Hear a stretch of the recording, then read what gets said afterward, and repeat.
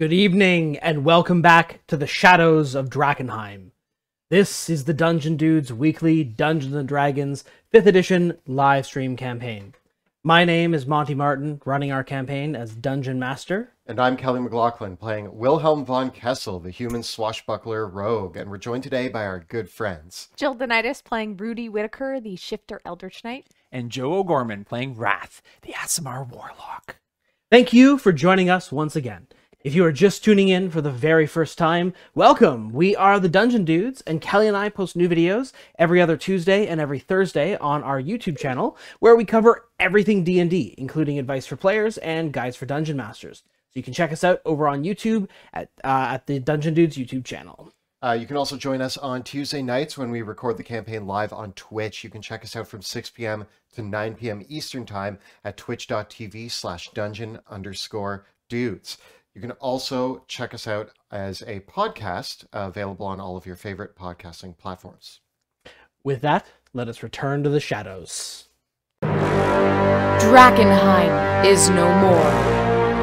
For 15 years, we foolishly believed the madness and mayhem of that crumbling city was confined to the ruins. We were wrong. Insidious horrors have crept out of the shadow of Drakkenheim into a world unprepared for such nightmares. Tales of strange magic, swirling haze, and unspeakable terrors echo through the villages and towns surrounding that accursed place. Now, the Dusk Wardens, a new band of heroes, are tasked with driving out the seeping tendrils of the spreading darkness before it takes root.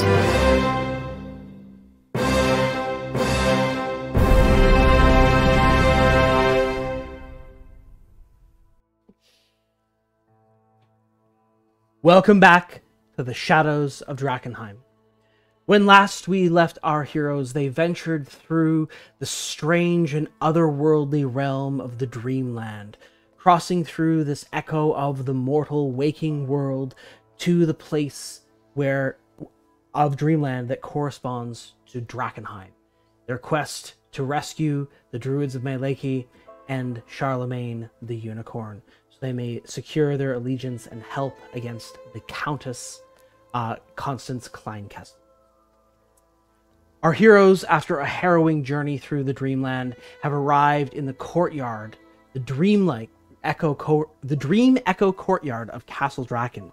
There they encountered 6 trees standing in a ring in the midst of the lower bailey of the castle.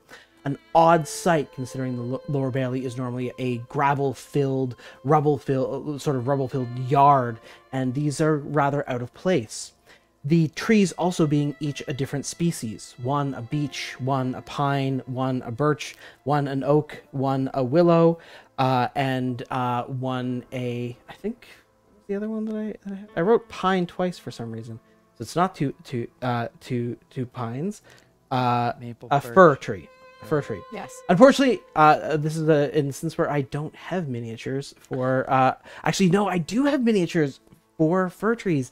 I just left them in the other room. I forgot about them. Either way, you couldn't do all 6 trees. Yeah, I don't really have a willow tree. Or a beech tree. No. I mean, I guess you could paint the bark a different color, and that would kind of simulate it. Close enough approximation, though, for this evening. Yeah. Tending to each of these trees was growing a strange fruit, unlike the fruits that normally grow upon these trees. And you saw an elderly man and an elderly woman bringing a ladder and a basket from tree to tree, gathering their fruits and drinking of the sap of these trees. After a short conversation with them, you noticed that each of the trees had a face on them, faces which reacted to the names of Maleki and Tadek McWraith, the leader of the Druids of Maleki. Seeing this, you decided to attack, and so So we started blasting. and so we're rolling for initiative there. Strong start. No, not for me. happen. 27. Wow. The elderly man's face takes on a shadowy harrow as his features begin to distort. As his change, those do of the elderly woman, revealing their true forms. Old Nan and the Night We were warned about that. That's the... Haunter. Yeah. So Rudy, what do you got for initiative? 7. 7. Wrath? 13. 13. Wilhelm? 27. Okay, so we'll have Wilhelm, the Night Haunter, The Night Haunter. Old Nan, and then Wrath and Rudy are bringing it up last. Of course. So, what will you do? Attempting to rescue these trees from this haunting nightmare that they have found themselves in, I pull out my rapier and approach the. I'm guessing this is the Night Haunter here. No, it's the form. Their forms are still shifting. Okay. As you begin to move, you can see that they are growing into large and grotesque forms. Their skin with this dusky blue pallor, their hair a drizzling gray white, at streaks of ichor under the veins of their, and tattered ratty clothes with bone chimes at their waists. As you act, they still are transitioning into the horrific true forms that they embody. Having fought enough monstrosities and creatures that transform into other horrible things, the first sign of them starting to adopt this grotesque appearance, I leap in and I yell, "On guard, fiend!" And I'm going to attempt to stab this fellow. Okay.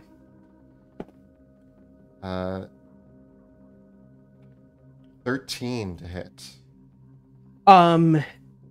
As you come forward to and lunge forward with your rapier, his hide is like iron. Oh, I attempt. It bounces right off. I'm going to now pull out the crossbow and attempt to sink a bolt into him. That's going to be an 18. That does penetrate. The shot strikes true. All right. That wasn't the best roll. That's going to be 15 damage. Okay. And we're on the board, folks. All right. Yeah. And then I'm going to back just behind Rudy. Okay.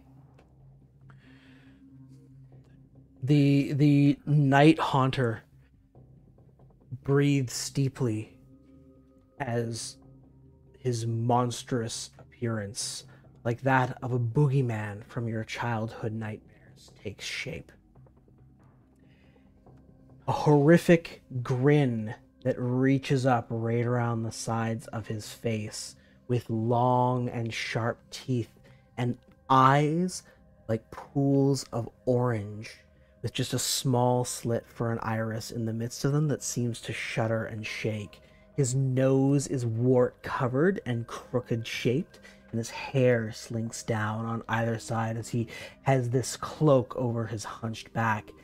And as he breathes out the cold night air like that in a graveyard, and casts Cone of Cold. Oh, no. You can each make a Constitution saving throw. Okay. Yes. 16. Okay, Wilhelm? 13. 26. You actually all succeed. Oh. Which is good, because that would have been so let's see, we got 10, 16, so it's 34 on a failed save, so it's 17 on a success. And it's cold damage. And it's just like there's that sudden cold snap, that crash of ice as the night air washes over each of you. And with that, he rises 30 feet up in the air.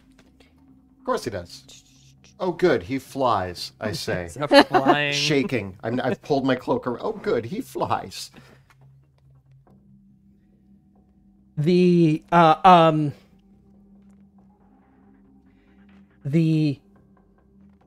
old Nan, her form shifts as well into this deformed, massive creature whose arms are practically coming up out of the sides of her face. She is hunched over with welts, warts, bumps, and tumors all across her, and bones coming up out of her back like spines, and big, thick, meaty hands where the distinction between her hand and forearm is not even clear. Like everything is just kind of melted together. And she comes forward and she lumbers towards Rudy and says, "Aw, give me a hug." Oh no. Getting a 23 to hit. Yeah, that hits. All right. No. That's going to be 26 bludgeoning damage. Oh. And you are grappled Well, this is going well. as old Nan starts to hug you in her embrace. Okay. Wrath, it is your turn.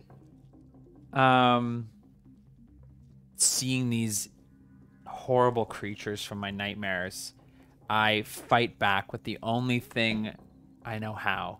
It's Bruce. I send Bruce after old Nan to help Rudy. So Bruce runs up, tail flickering in the cold, and he's gonna cast Dissonant Whisper. Okay, I gotta make an intelligence Wisdom saving throw. I get a 4. So, Oh, sorry, a 6. I'm proficient. Old Nan, the tail whips into her mind, and she can hear the voices of Bruce echoing, taking 15 psychic damage, and must run as far away as she can the other Ooh. way. Her speed is 40 feet, so she runs away in horror, which will provoke she releases Rudy and provokes an attack of opportunity. Yay! Yeah, Bruce. Yeah, boy. Really got in her head there. Ooh, 24 to hit. It's a hit. 9 damage. Okay. So as she throws Rudy out of her grip, Rudy, you're able to bring your axe up just for one quick swipe. What else would you like to do? And then I will cast Hex on the Night Haunter. Okay. I'm gonna go with Dexterity, Okay. and I'm gonna take some shots. Cool. So some Eldritch Blasts. Not relevant on this turn, but just remember, Bruce always goes after you. Oh, okay. Yeah. Yes, I have to go after. I get a 17 and a 21 to hit. Both hit. Dealing, oh baby, oh gosh. In total, 8, 9, 10, 11, 21 Oof. force damage. Oof. And he's gonna go 20 more feet into the air, just launching him back, keeping him away. So I fire off these shots at Are you pushing him up or like up and away. Yeah, it would kind of be more north. Yeah. More up. Okay. And then Bruce runs after old Nan. Okay. Send Bruce forward.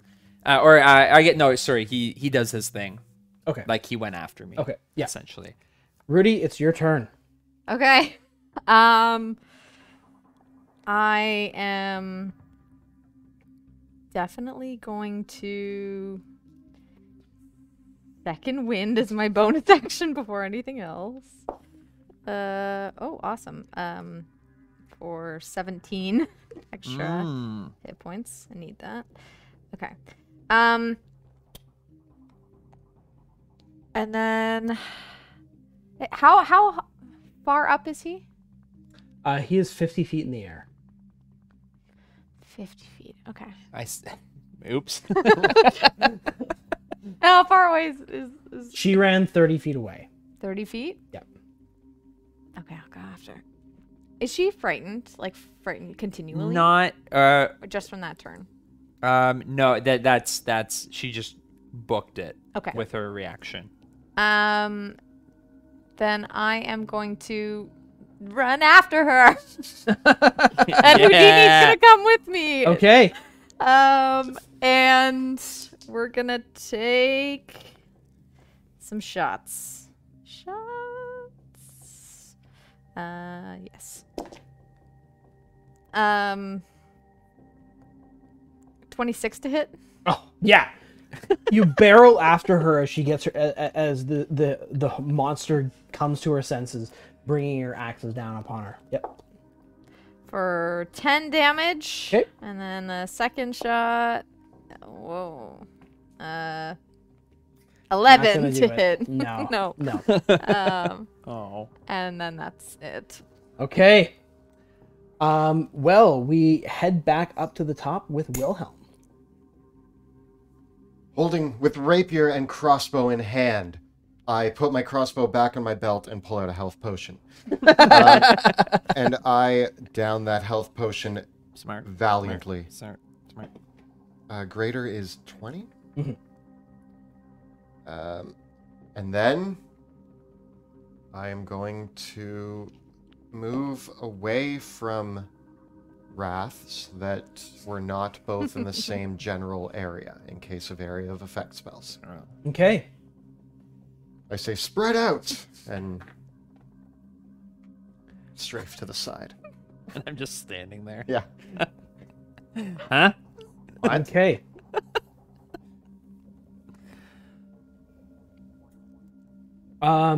The Night Haunter,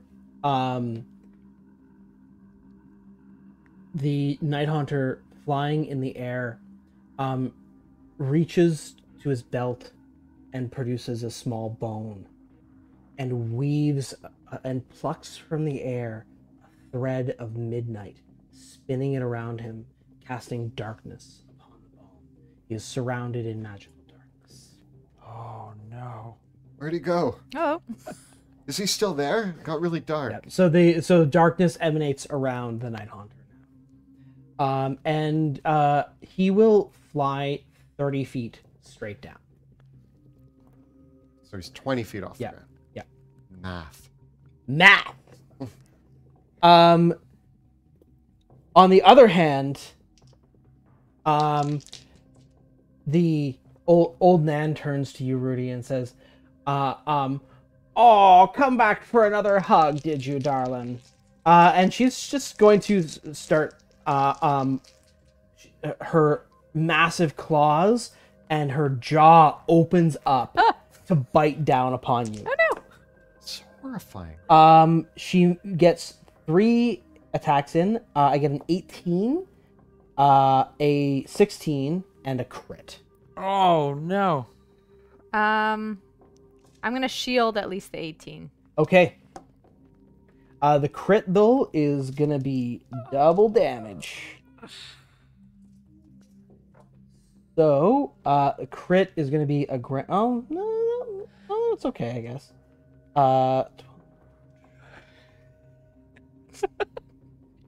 The crit's gonna be 22 points of damage. Okay, good. And as she comes down, she just says, "Oh, you're just so adorable. I could just eat you up." Ow. Oh. Oh god. So is my head in like her mouth? I'm like, Yeah. Getting swung around. oh my goodness. I Okay. feel like we're in Bill and Ted's Bogus Journey right now. Wrath, it's your turn. So this creature, I can guess where it is, but I would have disadvantage on any attack rolls Correct. against it.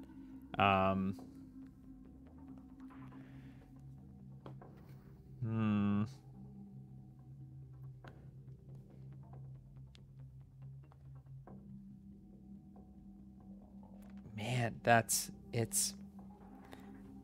it's annoying.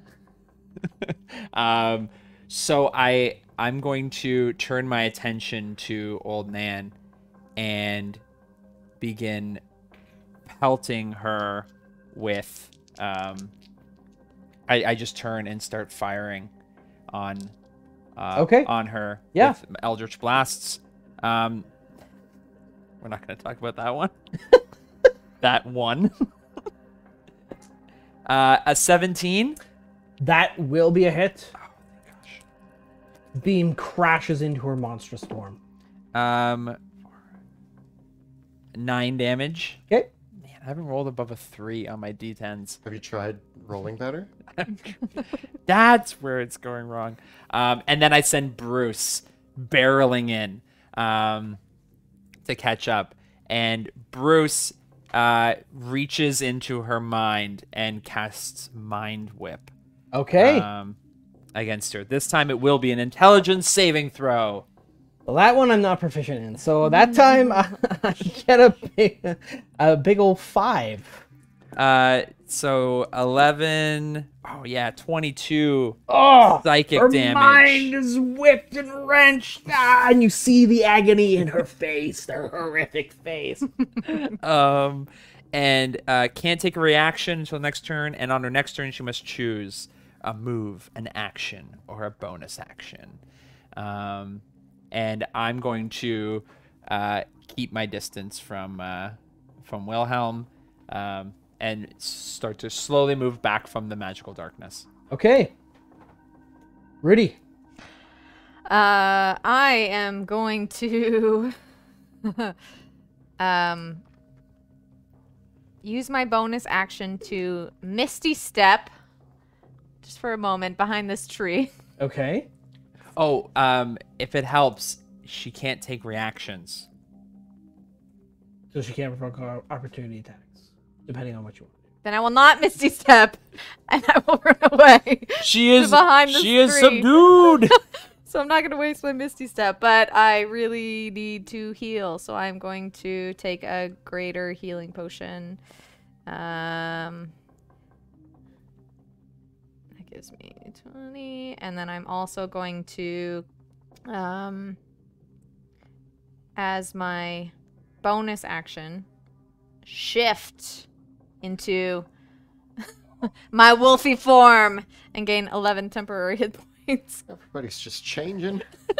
And I say, No, they got Rudy.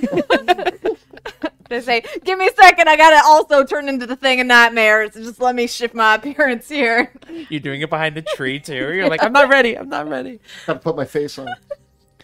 What does it feel like in Dream World to shift?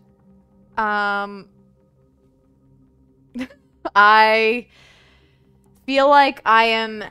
Normally, it just kind of like my face shifts a little bit, but I feel like I'm taking on the spirit of the wolf. And I feel the howl come in me, and I'm like, woo!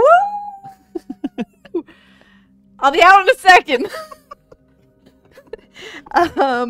And yeah, that's what I'm gonna do.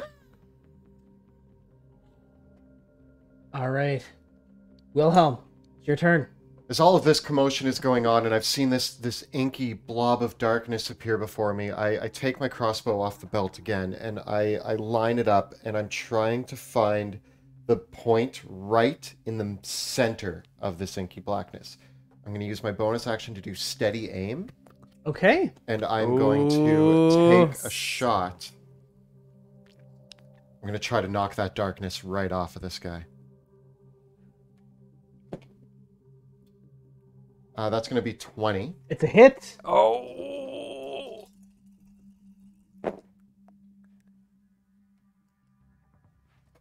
You won't be able to apply sneak attack damage to this, because even Oh, right, though because you it wasn't can't- with advantage. Well, and there's no circumstances under which you would.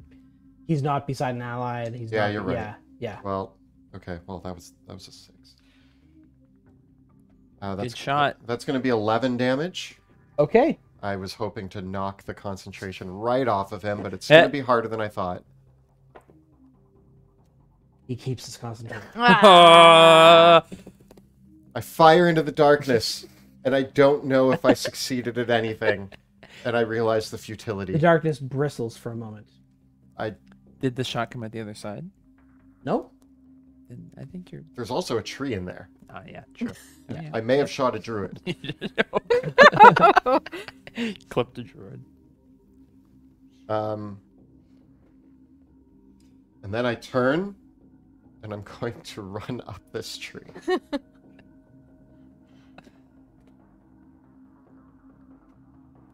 Interesting. Hiding in the foliage.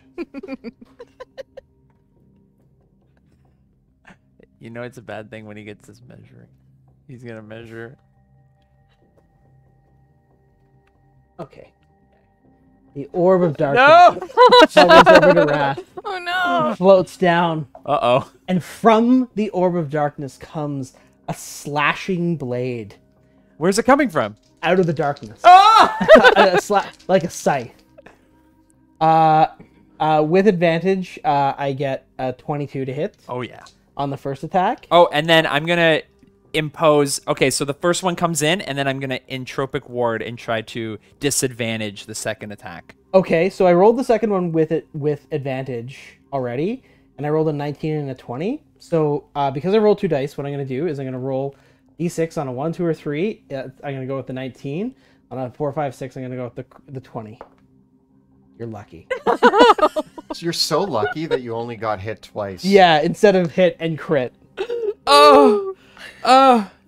So the first one is 15 slashing damage, and then 9 slashing damage from the second. Just reels into me, and Hex is no more. Oh, man. She's gonna attack these two. The granny is gonna old Nan is gonna smash Houdini. Bruce braces. Getting an 18, a 20 to hit Houdini. She's going to Ozzy Osbourne it. Yes. Yes. Just turns around. A poof of feathers. Yes, the poof of feathers. Makes 2 attacks against Bruce. Oh no. Getting an 18 and a 20 against Bruce. So Bruce's is a 16. So both hit. Mm-hmm. Bruce takes 30 points of damage from her. Ooh, he has 3 health left. Oh, Hey! After the cone of cold, and he's just getting wailed on. Wrath, it's your turn. That's right, Bruce. Stand strong. So is this darkness enveloping me No, currently? no. It hovered over you, and the slashing darkness came out of it, but it's still flying over you. How far off the ground is this horribleness? About 10 feet off the ground. Okay. Technically, the area of the darkness emanates out, like the creature of the darkness is taking up the size of a large creature, whereas the darkness is a 15-foot radius. So the darkness is like 5 feet over the ground. Okay. I'm going to run Okay. towards Rudy, Okay, you do so. and then I'm gonna cast Ivar's Black Tentacles underneath the darkness. Ooh. Okay. So, out from the darkness appears more darkness. The darkness overlaps in some kind of concentric circle of darkness. It's like So dark. it's pure white. It's pure light that appears. So I have to make a dexterity saving throw. I get a 13. 16 is the D and the C. Okay. So So the horrible tentacles reach up to envelop. Which I think I have a spell template. ooh. Get him. You can use that one. Oh, yeah. So Web, but it's the same size. So out come these tentacles, and they just envelop the darkness. It takes 6 bludgeoning damage. Okay. And is restrained. Okay. Sounds good. Is he still floating? It is still floating, but it's a 20-foot square on the ground. They turn the area to difficult terrain, but I think I'm gonna rule that it's high. He's not high enough to evade it. Can it get him? Yeah, I'm gonna say that it can. Yeah, he came in low enough that it can. It's a 20-foot square on the ground, but obviously they have some reach to them. Oh yeah, thank you, Monty. And then Bruce is going to dig in to this creature. So he's actually going to start clawing it. At the at Old Man. Old Man. Okay. So he's going to take two attacks. One is a 13 to hit. The miss, I'm afraid. And then second is a 24. A hit. And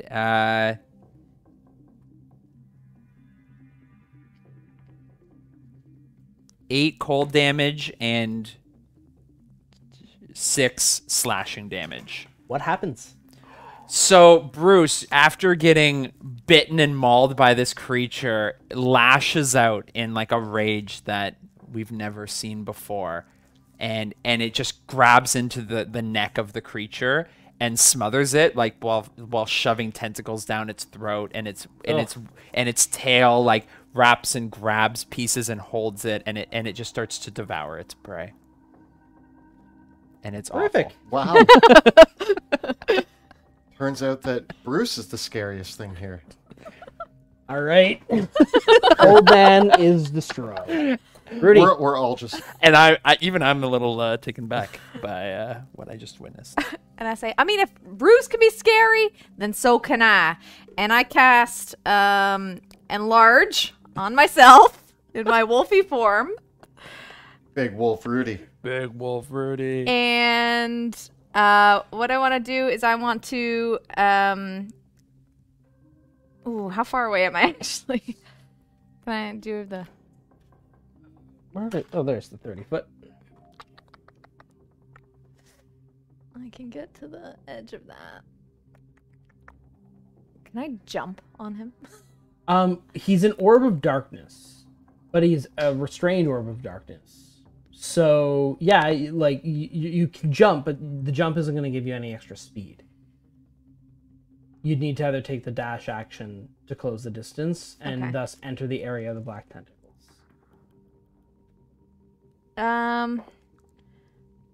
Then I am going to... Because I used Enlarge Reduce, can I use Misty Step as my bonus action? No. Okay. Then I'm going to throw axes as an action surge.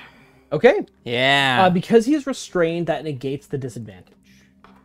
That negates it. Okay. So I'm going to throw 3 axes at him. 11. 17? It hit something.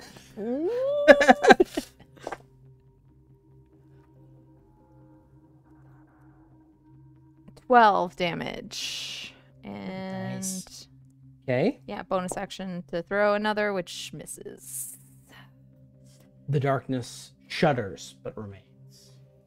And I say, don't hide behind darkness. Come out if you're that big of a monster. As Big Rudy. Wilhelm, your turn. As Wilhelm hides in the darkness of the tree, Wilhelm pops out of the foliage and readies his crossbow again, not wanting to get too close to this thing. Yeah. And I'm going to use steady aim again, and I say, rule number 90, muscles and might are no match for a skilled hand, a sharp eye, and quick feet. And I ready my crossbow, and I'm going to take another shot. Rudy, you're not based with him, though, are you? No. Okay. I had to throw axes. I'm going to use a luck point. That's going to be 21. Is a hit. But unfortunately, yeah, there's no sneak dice. That's going to be another 11 damage. Nice. The darkness falters, revealing the horrific form. Yes. Ha! I exclaim and then pop back into the foliage of the tree and change my position. Alrighty. Oh no. Yeah, careful. Okay, he's in the top. I'm in the top. Did you of that fire tree. one shot? I fired one shot, but you used my bonus action to steady aim. You didn't need to because he was restrained Right. and had advantage. So, Then in that case, yeah. I change my position to the top of the tree and fire again. This time you do have advantage because he's visible. That's going to be 21. Alrighty. And this time, because I have advantage, I can apply sneak attack. Yep. So now that he's appeared, I ready the shot and I aim right for his head. Oh. 26 damage. Oh, he howls. That's a good one. The Night Haunter tries to break out of the restraints, pulling and pulling against them, and he turns. Says, this magic. And as he reaches, you can see he's carrying the scythe, and the tail-like tentacles hold him in place as he flies above, and the creature cries out, "If you release me, I will release the druids. But if you kill me, they will rot."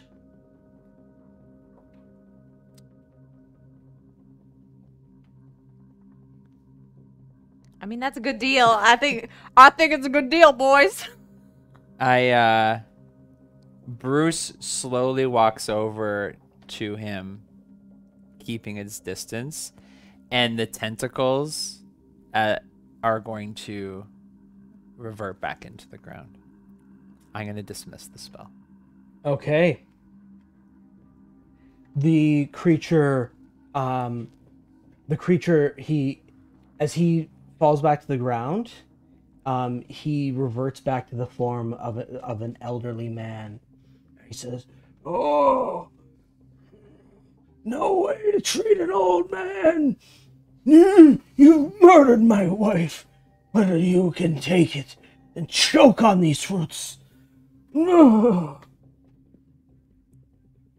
And he walks forward to the spot where Old Nan was devoured by Bruce, picks up the basket of fruits, and begins walking away. Is he going to release them? You release them. We had a deal. They are yours. I'm going to approach the nearest tree and try to communicate with it. Touch it. The Night Hunter says, "It is not my magic that holds them. It is their own nightmare." So you lied. I use steady aim and I take a shot at the back of his head. We'll just roll off. We're just gonna roll a dexterity check opposite each other. That's going to be 16. Okay, take the shot. That's going to be 20. It hits him. No sneak attack, though. No, you steady aimed. Yeah. Oh, God. 19 damage. The shot hits him in the heart, and he stumbles backwards, and then disappears. Just with a whoosh. And the fruit? Did he take the fruit with him? Yeah.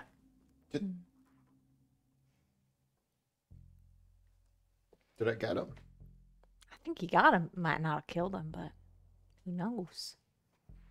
He lied to us. We couldn't let him walk away. Are they free? They must be. We need to make sure. I'm gonna try to investigate the tree. The trees.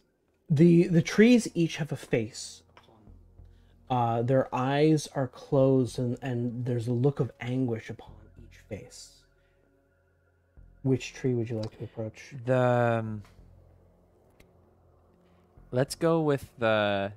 Is it clear which one might be the leader of the druids? The one that I thunderstepped on? The one that you thunderstepped on, you recognize, you saw his face. Mm-hmm. And looking across the 6 trees here, give me a perception check with advantage.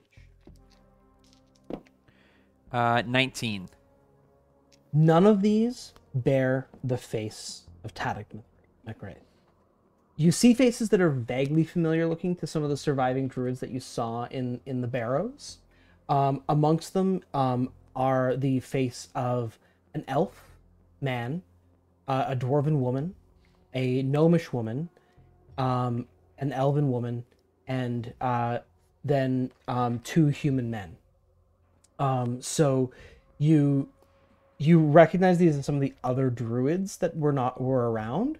You don't happen to recall their names or anything like that, but they are these are clearly the other. Like looking about them, these are definitely the ones that were still alive back in the barrows. Wrath. He mentioned that these are their own nightmares. What did you do to help me get out of my nightmare? I tried to show you the good things, the happy place. I tried to show you a good dream. Can you do the same for these trees? I can try. And if that doesn't work, you could always blow up their father's heads. I don't think that's what we mean by good dreams.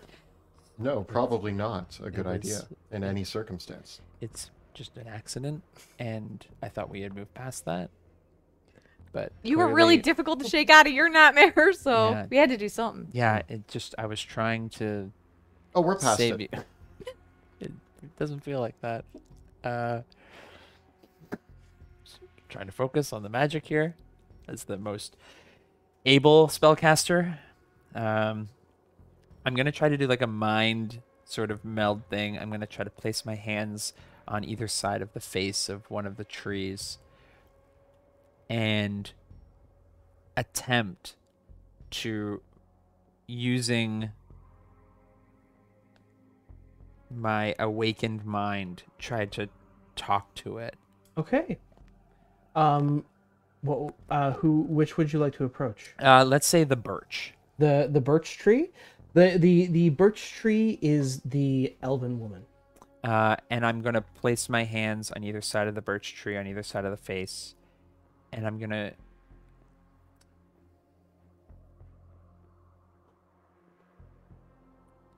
You are not a tree. You are in a dream. You have a body. You have a place. Do not be a prisoner of your own mind. You must be released. All right. Give me a persuasion check.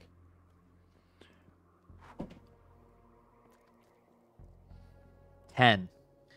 She shudders. The whole tree rustles and wakes. Several of the fruits begin to wither, as if, and as it does, the face almost begins to recede into the bark. Uh-oh. No, stay with me. Wait, or don't. I don't know. Is this how maybe they wake up?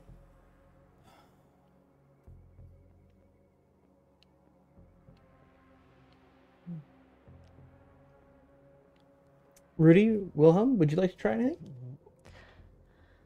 Do they have mouths? They do have mouths. They have faces. Ears, noses, mouths, eyes. Any of the fruit low hanging? Enough that you could climb up and grab one of it. Yeah. All right, I want to try to feed one of the fruits to the trees. Yep. Okay. Like these are their dreams, All right. right? You head up. Interesting. You head up into the tree. Give me an athletics check to climb it. 28. You see which tree are you going to climb? I'm gonna do there's an oak. The oak. Okay. The oak is one of the one of the human men. And you climb the tree and you see that a variety of strange, softly glowing fruits are here. But as you reach out to one of them, you can hear whispers in your mind as you reach to touch the fruit. It sounds like a conversation. It's like it's hard to hear it, but and as you reach to touch it, you almost see brief flashes, glimmers of a child who you realize is the man growing up in the woods. Boys, I think these fruits are their memories. And that's what those creatures were taking from them. Mm. They may have forgotten who they are. Mm. How do we get them to remember if their memories have been plucked from them? Maybe they need to eat the fruit.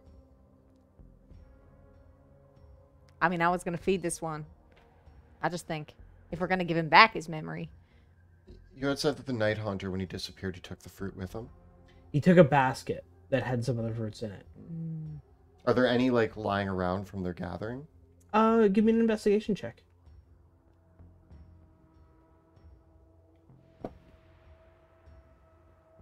The 11. There are a few fruits around on the ground. The shape of them is almost indescribable. It's not like a citrus or an apple or any sort of fruit that, or even a berry, but something that's almost like all combinations of the three.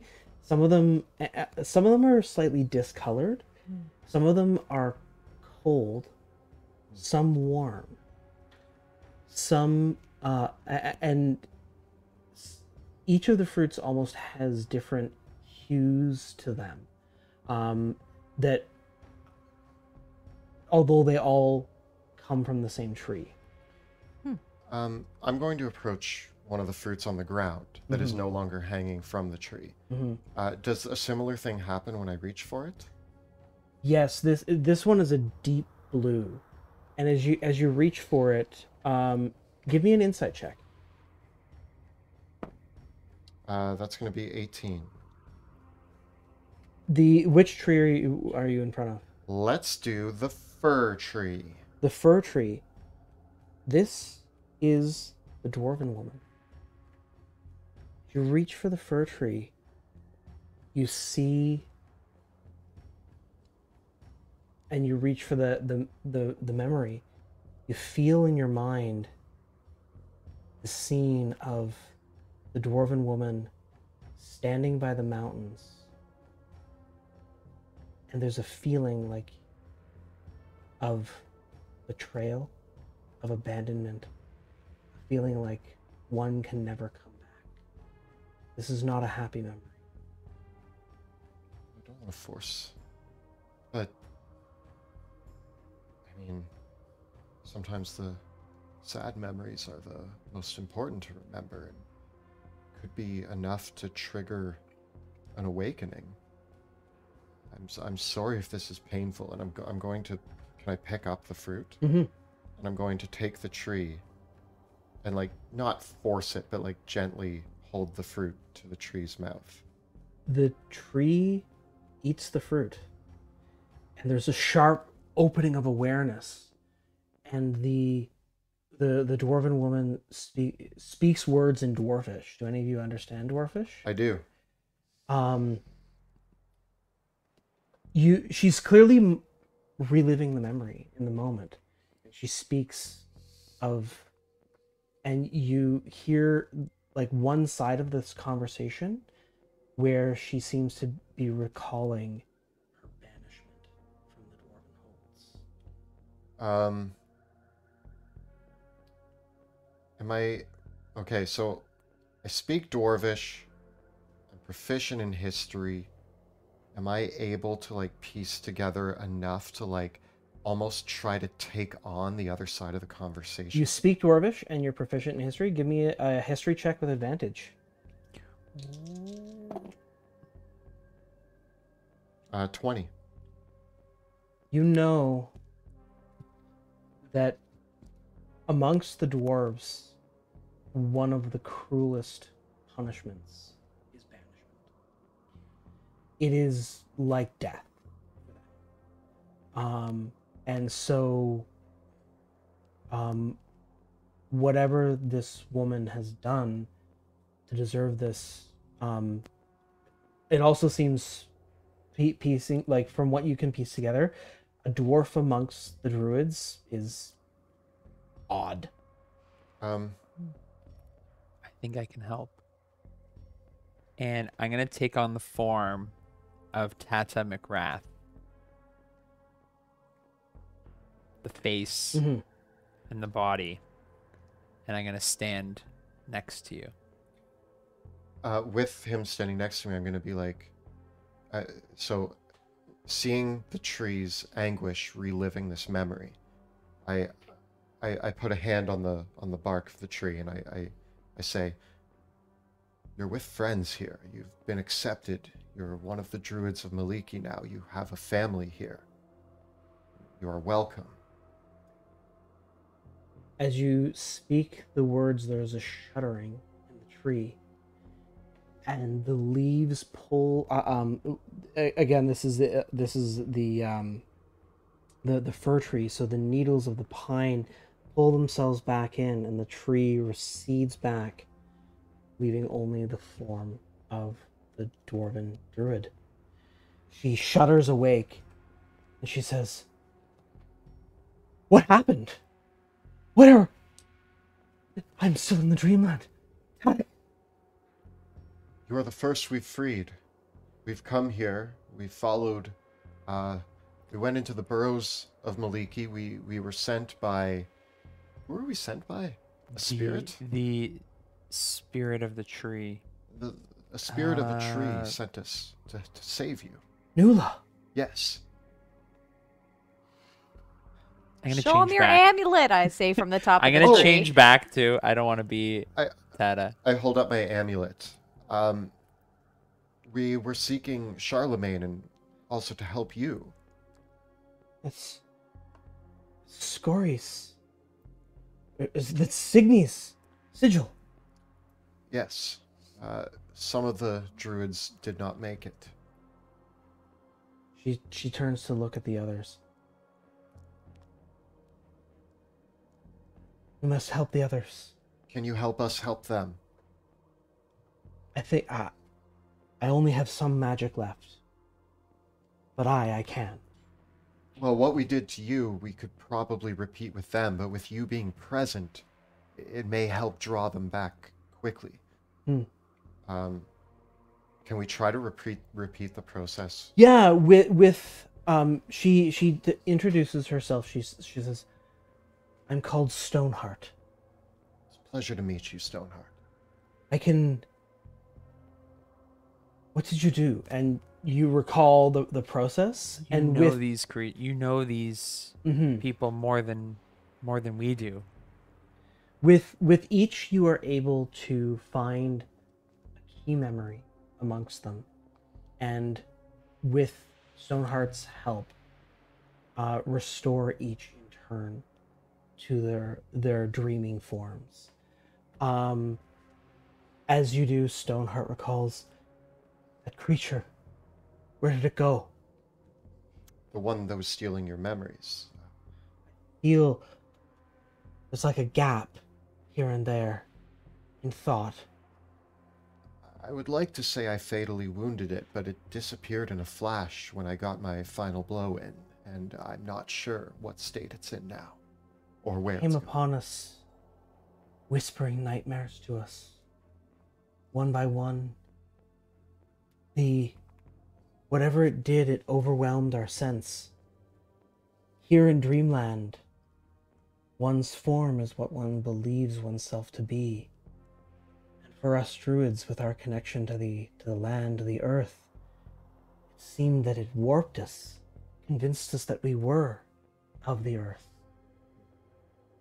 But you freed us. Thank you.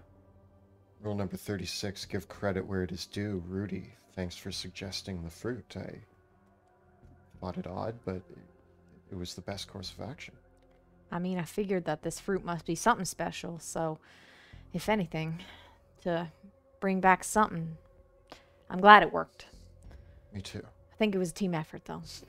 We all did what we needed to do to bring you back, but we're not done here. That's, I think, the main thing. We are looking... The druids, they assemble. We were waiting here for Tadak. Was he not with you? He alone, the gnomish druid who introduces herself as Springflower, says he alone felt it necessary to go into the castle to see if it was safe. We were left to wait out here. When he didn't return, we were set upon by that creature. This is why we never go alone anywhere. You gotta go with your party. You must understand that by that point we had lost so many. Tadek's power is much greater than the rest of ours, and he believed it's the safest way for him to go alone. I would like to say that we do offer our services to go after him. That is why we're here, but will you be okay if left out here again? We only have a little magic left, but we were beset upon by that creature, not knowing what it was capable of. We could help you a little bit, if you're wounded, with our magic. We are. Could definitely use some support there, for sure. And perhaps we can make sure that that creature does not return, at least until you can find out what's happened to Tadek. That's why we're here. We are all still here, which means that Tadek is still alive. The threads of the spell were set in motion by him, and while he still lives, the spell is still... That means that if the spell is still in effect, which means he still lives. And what news of Charlemagne? Tadek was convinced that he was in the castle. Then our course is clear. There's always a trail to follow, and the trail leads us into this castle. It's been a long time since I've set foot in here, and I doubt this will trigger any happy memories from my past. This looks like a castle of nightmares. Who are you? Why have you come here? Oh! Long story. Simply put, Charlemagne may be our only hope in saving You! Saving you, but saving a village. It would push forward a series of events that could turn the tide of Westamar. The Illyrians are on our doorstep. We need help. And as I change into something that is not myself, something from Cromac, we must use Charlemagne's power to reverse these changes and ultimately stop the Illyrians. You are under the powerful curse of a Loop Guru. Yes. It is difficult to break that before it takes hold. But Tadek can do it. Charlemagne can do it. And that is why we are here.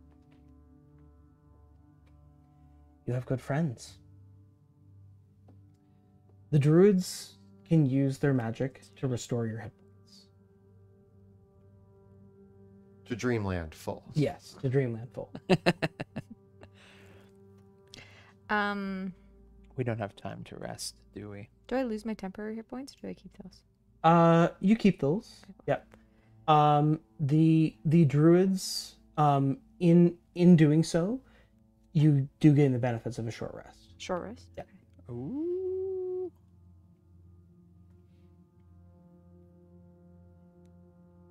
Oh, no, I'm still dreaming.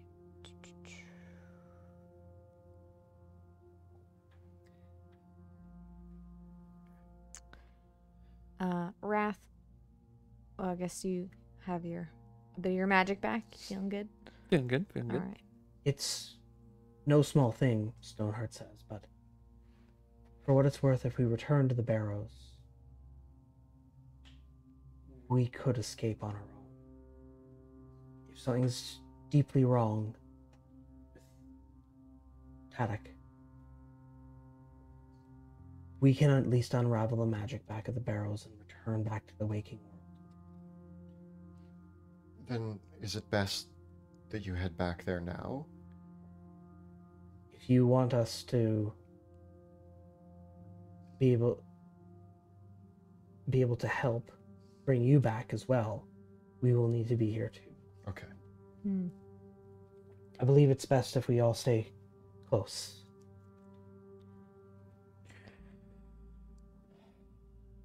I agree. This place, if what do you think became of Tadek? You say he is a powerful druid. What do you think? Can you sense him? Can you feel him? He is one of yours. One of the other druids speaks up, introducing himself as Gren. He's one of the human man who was the oak tree. And Gren says, when we arrived here, there was Tadek thought he sensed a magic from the castle. Like there was some presence guarding over it. He thought that perhaps the castle's own magic might extend across worlds, and that some sort of ward in the castle still yet remained. That was why he was cautious about us going in, that not that it was any sort of interloper of Dreamland, but that it was the magic of Castle Draken itself gone wrong that had caused it. The ancient spells were laid down here are powerful. The wizards of the Amethyst Academy and the dwarves of old laid foundations quite deep, foundations which echo across the worlds. The so-called kings of Drakkenheim thought that that magic protected them. What has it done now? Well, it's definitely putting a damper on getting Charlemagne back. I agree. And we're going to do everything we can to get past it and bring him home. It's my only chance. It's all that I have. Is the moon still in the same position in the sky? It's advanced a little bit, but it's phase forward, but you still have time. Luckily, it seems time is on our side for the moment. It seems to be moving slower in the or in the Dreamland right now. That is to our benefit. Then let's find Tadek. Let's find Charlemagne and leave this awful place. Do we march through the front door of the castle, or do we look for an alternate entrance? Rule number 46, always look for an alternate entrance. Well, say, The royal palace. So, quite specifically, Castle Draken is a massive compound, but the upper part, you are in the lower bailey, which is the military quarter of the castle where the stables, the garrisons, the knights' towers are. But the royal palace proper is in the upper bailey, which, as you pass through the gate, there's a gatehouse separating them, and the upper bailey itself consists of the private royal gardens, and then there's a small chapel of the Sacred Flame. Again, it has an eerie pallor across its architecture. Here in Dreamland, the parapets of Castle Draken are almost pulled in the night. Like, even the towers themselves are like flags waving in the night air. It perches atop the highest pinnacle, overlooking the city below, and the heart of the palace is a massive central keep that is connected to 4 great round towers by soaring bridges. And on either side of the castle are these great chateau buildings. One, which Wilhelm is where the throne room is, and the other is where the ballrooms, the dining rooms, and the castle kitchens are underneath. The central tower is where the royal apartments lie, and then each of the other towers has their own purposes as well. The whole the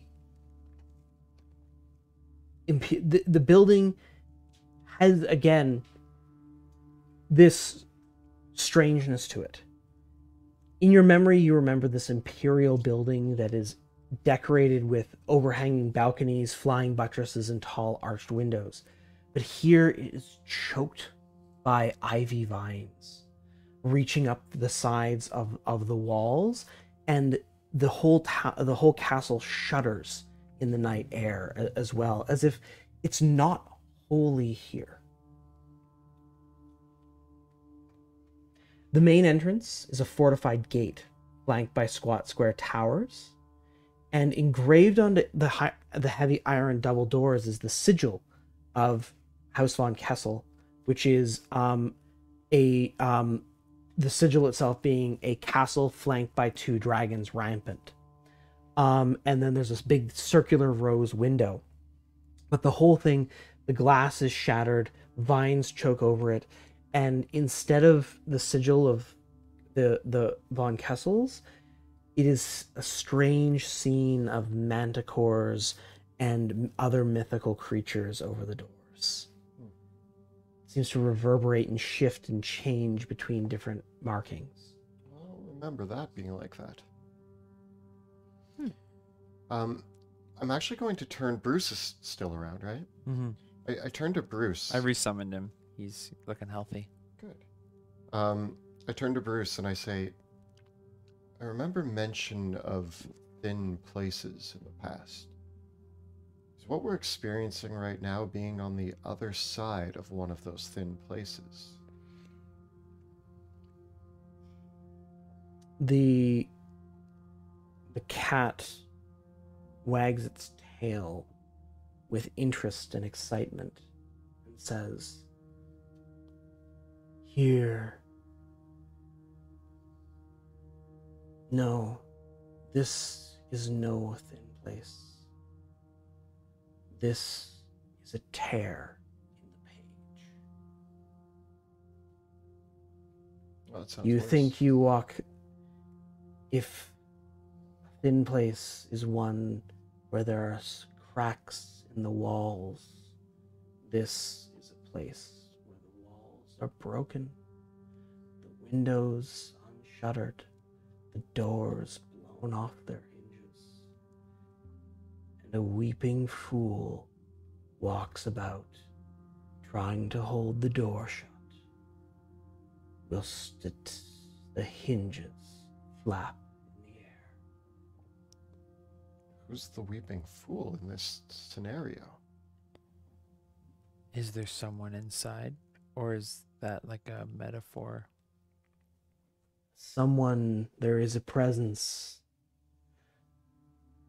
a Consciousness, mind, a mortal one, caught like a feather in the wind, trying to hold itself against a hurricane. It feebly reaches out for a power it does not understand. Maybe it just needs an arcane lock. I don't know. That's all it needed this whole time. Sounds like a fool's errand. Hmm. Either way, I guess with the windows and doors open and the walls gone, in we walk. Well, do we have to be careful about falling into some other plane of existence? And by the sounds of it, we could very well just fall into our own plane of existence. Hmm. If the holes are there, But if there is no wall. if there is no wall, and this is not the only alternate plane of existence, there's no telling what comes through. Or what we can go into. True, yes. We know what we're after. Hmm. We find the druid. We find the unicorn. And we leave. Sounds like berries to me. Yeah. We do not stray from the path. Mm-mm. Agreed. I guess we follow the magic. Try to find where it is most concentrated. Sounds dangerous, but also we're looking for one of the most magical creatures I know about, who seems to have slipped through the tear. So, Well, if they magical skip through the tear, then maybe the place where this essence is keeping it together? I don't know. Is that the main tear? I don't know how this stuff works. your logic is as good as mine. I mean, here it seems logic is questionable. We look for a magical creature and a druid, one that is one with magical creatures. There must be signs. With your magic, I'm sure you can cast Find Unicorn or something and help us. Yeah, I waited till just now to start to cast that. What do you think? I just can cast Find Unicorn? It was a thought. I wouldn't have done it like at the very beginning. I of think this at least whole- Bruce Maybe would be there's a able to do it. proximity thing. You know what? Ease your Never- feeble mind, Your Majesty. Thank you. This is not something you must worry. We will find the unicorn. I'm sure there will be holes or scratches and doors that are roughly horse height as it tries to navigate through Plus the a- horn. You gotta forget. Yep. Yeah. There's any silhouettes. sign. Any silhouettes you see, if it's a horse, you're on the right track. If If it's it's a got a horse horn with a on horn, it, you're like You're you're like 90%. you're gold. there. That's gold. So what will you do? Do I know of any alternate entrances, or? The serpent's entrance. Well, that's all. You have to take the stairs all the way down to the. It's Stairs. We'll just use the front door. All right. I say go in strong. Is this the way? I'm Confidence is gonna key. sort of, ask the druids, Springflower. Is this the way that? Yeah. Tata McGrath went. Tata McGrath. Wrath. Haddock Mithrak. Tata. Oh, say his Tata. name right. Is this the way that other druid went? Yes. He went in through the entrance. Just assuming his name is the same. I got very I'm just excited then that trying- maybe you were related. Trying not to. Remember, I thunderstepped his head. Like I'm just hoping that I feel personally obligated. I to think find you'll him. be fine. When we meet him, don't bring it up. Don't bring it up. Just Don't bring it act up. like it was an accident. That you It weren't. was an invo- accident. You weren't involved in it. Honest. Boys, we gotta find a unicorn. Yep. In we go. Forward. The front gates. As you walk to the front gates, the doors heave open. Oh. The sound of the portcullis rises before you. You enter the vestibule, once adorned with great tapestries proudly displaying the House von Kessel arms, alongside tight rows of arched columns forming aisles on either side of the main entrance hall. The tapestries here are just blots of color splattered against against the fabric. Looks a little modern for my taste. I mean, this is all yours. You know that, right?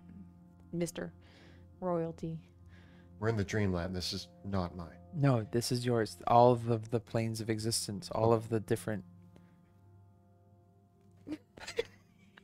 Passing through the next set of grand doors, you come into the main hall of the palace chateau.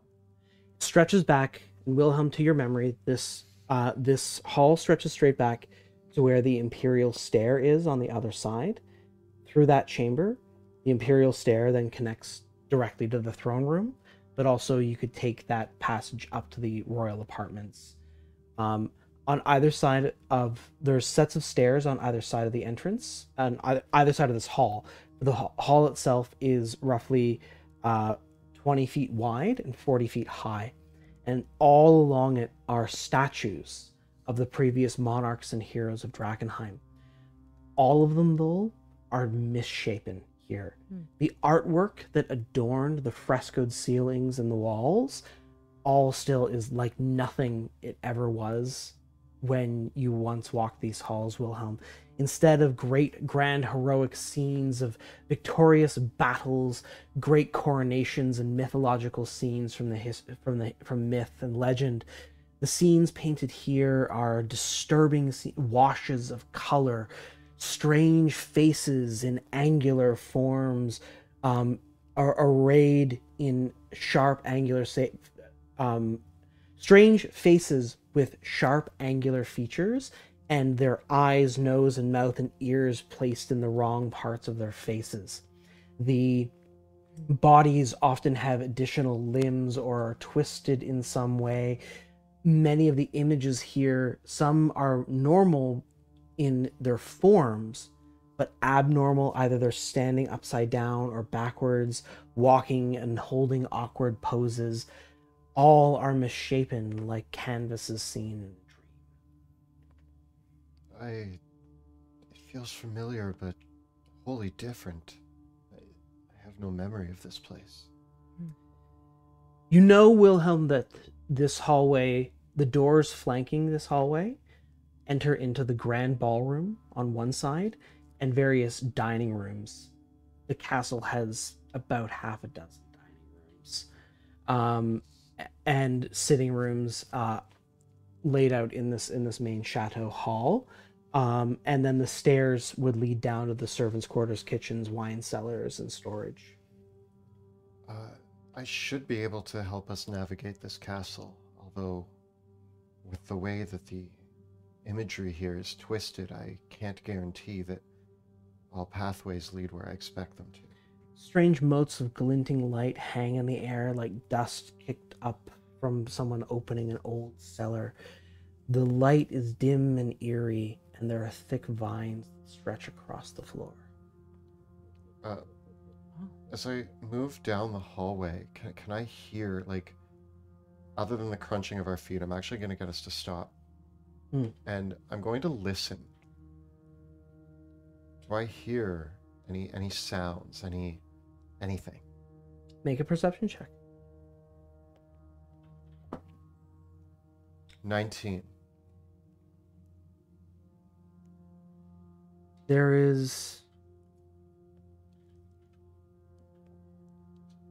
a crackling noise.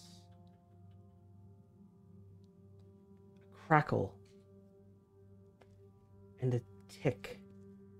And a talk that echoes faintly down the hallway from the throne.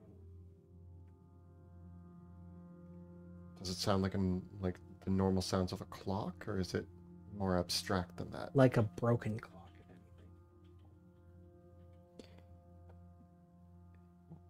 Other than that, it's rather quiet.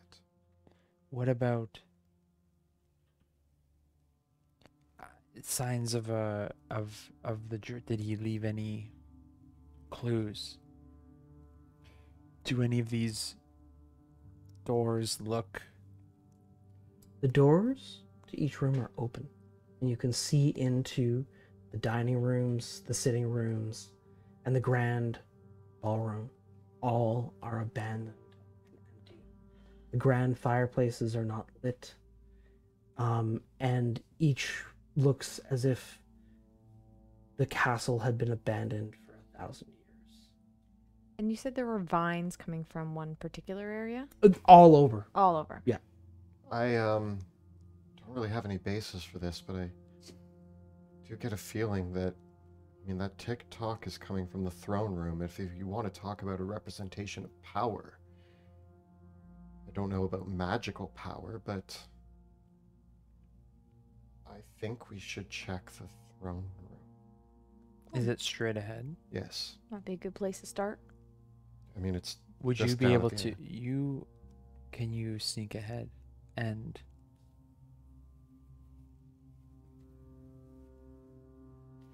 Yes. I'm going Right. to creep down the hallway as quietly as I can Mm-hmm.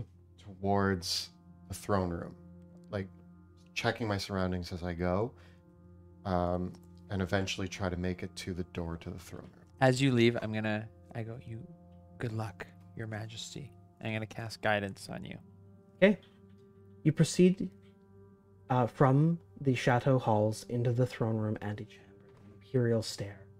The ceiling of this magnificent antechamber rises 60 feet above.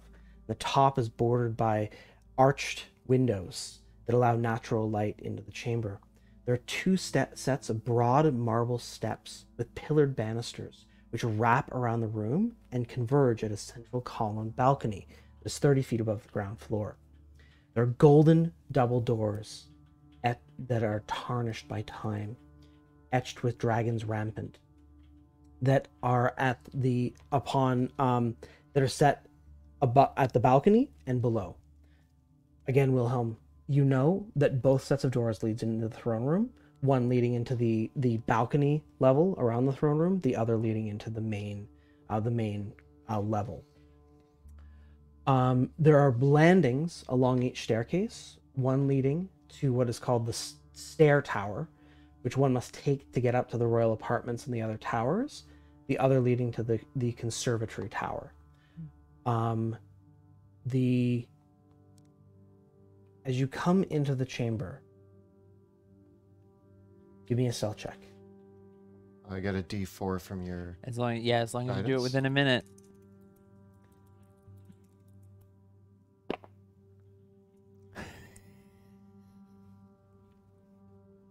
That's going to be a 16. Okay. So impressive. As you come into So the impressive. antechamber,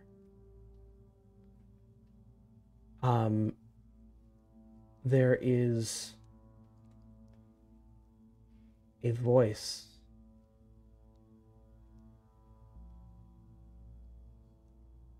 A man's voice says, "An odd homecoming, Your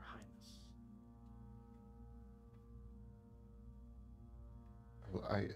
Do I know where the voice came from? The stairs.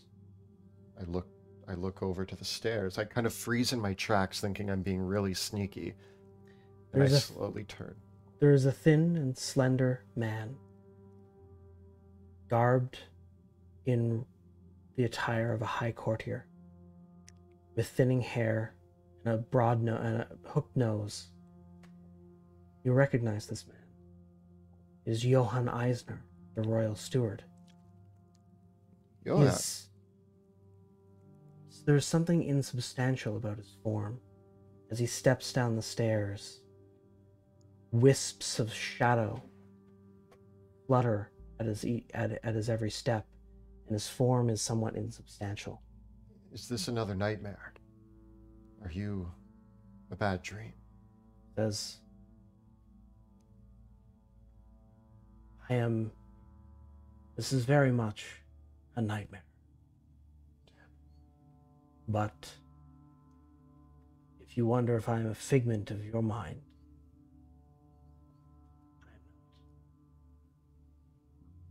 I am not. are you trapped here in Dreamland? Or did you survive? It's complicated. You are alive. Yes.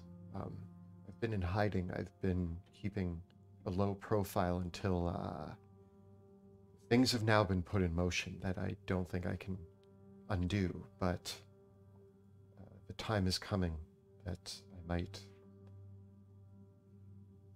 need to announce my name to some, but I did not expect to find anybody I knew here.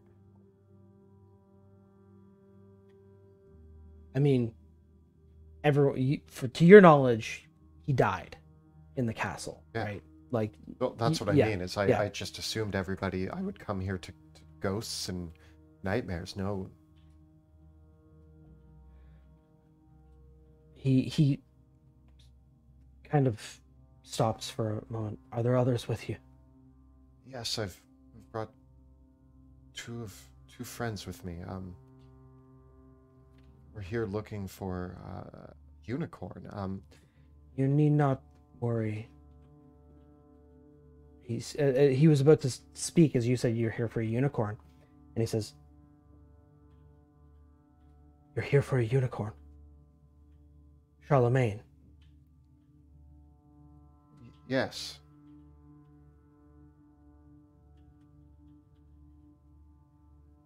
I will take you to him. Johan, I have so many questions. I know you must, and so do I. But I know not for what reason why you have come here seeking Charlemagne, and why you are here in Dreamland and not walking in the world as you should be. But things are quite dire, Wilhelm. Maybe you can help. Will you come with us? We can get you out of here. I don't think you can. Why not? It will make more sense if you come and see. Can I bring my friends? Yes, come. I turn around to you two, and I'm going to walk back a few steps. And as I come up to you, I'm going to whisper, for all I know, this could be a trap. We are in Dreamland. I don't know what to suspect here, but I know this man. It's been years, but he was the steward of this castle. Every time I visited, he would see to... That fancy pants is the steward? Wow, I've heard about him. Yeah. We knew each other in passing. We knew of each other. Obviously, we were at meetings, events together. But he could be a figment of your mind. That's what I'm concerned about. Very much not a figment. Oh, he's right there. My whispering is not going well. I couldn't. No. I am the steward of this castle, yes. And that has become a bit of a strange way over the time. When it happened, that day, I tried to help your uncle and your aunt escape, but it was too late. Your cousin, too. And when it was clear to me that something was going to happen, I threw myself, my mind, into the wards of the castle to try to do something. You threw your mind. It's not quite clear how it even happened to me. My body in the waking world is merged into the foundations of the very castle. But my mind is free to wander now the wards. I can still walk as if I have a body here in Dreamland. But I am now the keeper of this castle, and jailer of the others that are kept here. For 15 years. Pushing 16. Yes. You've been here. Yes. And I thought my strength would falter until my daughter came here only a few short months ago with her companions. The little cat. Yes, she's the Lord Commander now. He smiles. Wait, Lord Commander? Of the Hooded Lanterns. Yes. Her name is Veo. I think I remember her. Her and a mage of the Academy and knight of Caspia, Prince. The three of them came to this castle, found me, and they brought the seals of Westamar. So they helped. Did. They're actively trying to help. There's a wound here in this castle. A wound through all the worlds from which such horrors wish to bleed through. And it is my duty now to hold that wound closed with all my strength over this accursed place. Well, Johan, I had no idea that you were alive. If I'd known, I would have sent. I would have done something. I just assumed that everybody in the city died. That would have been better. I'm so sorry. The seals, with their power, with the seals of Drakkenheim, I have some control over this place. You have a relative, a young boy, that they would name King. This, George. Mm-hmm. But they did not feel he was strong enough to wield the power, the crown, and the throne. I don't mean the political power. I mean the real power, the magic that is. And so the seals and the crown and the throne sit here, with me custodian of their power, to hold closed this gate. Sir, if you don't mind me asking, you say you're holding it closed. What are you holding it closed from?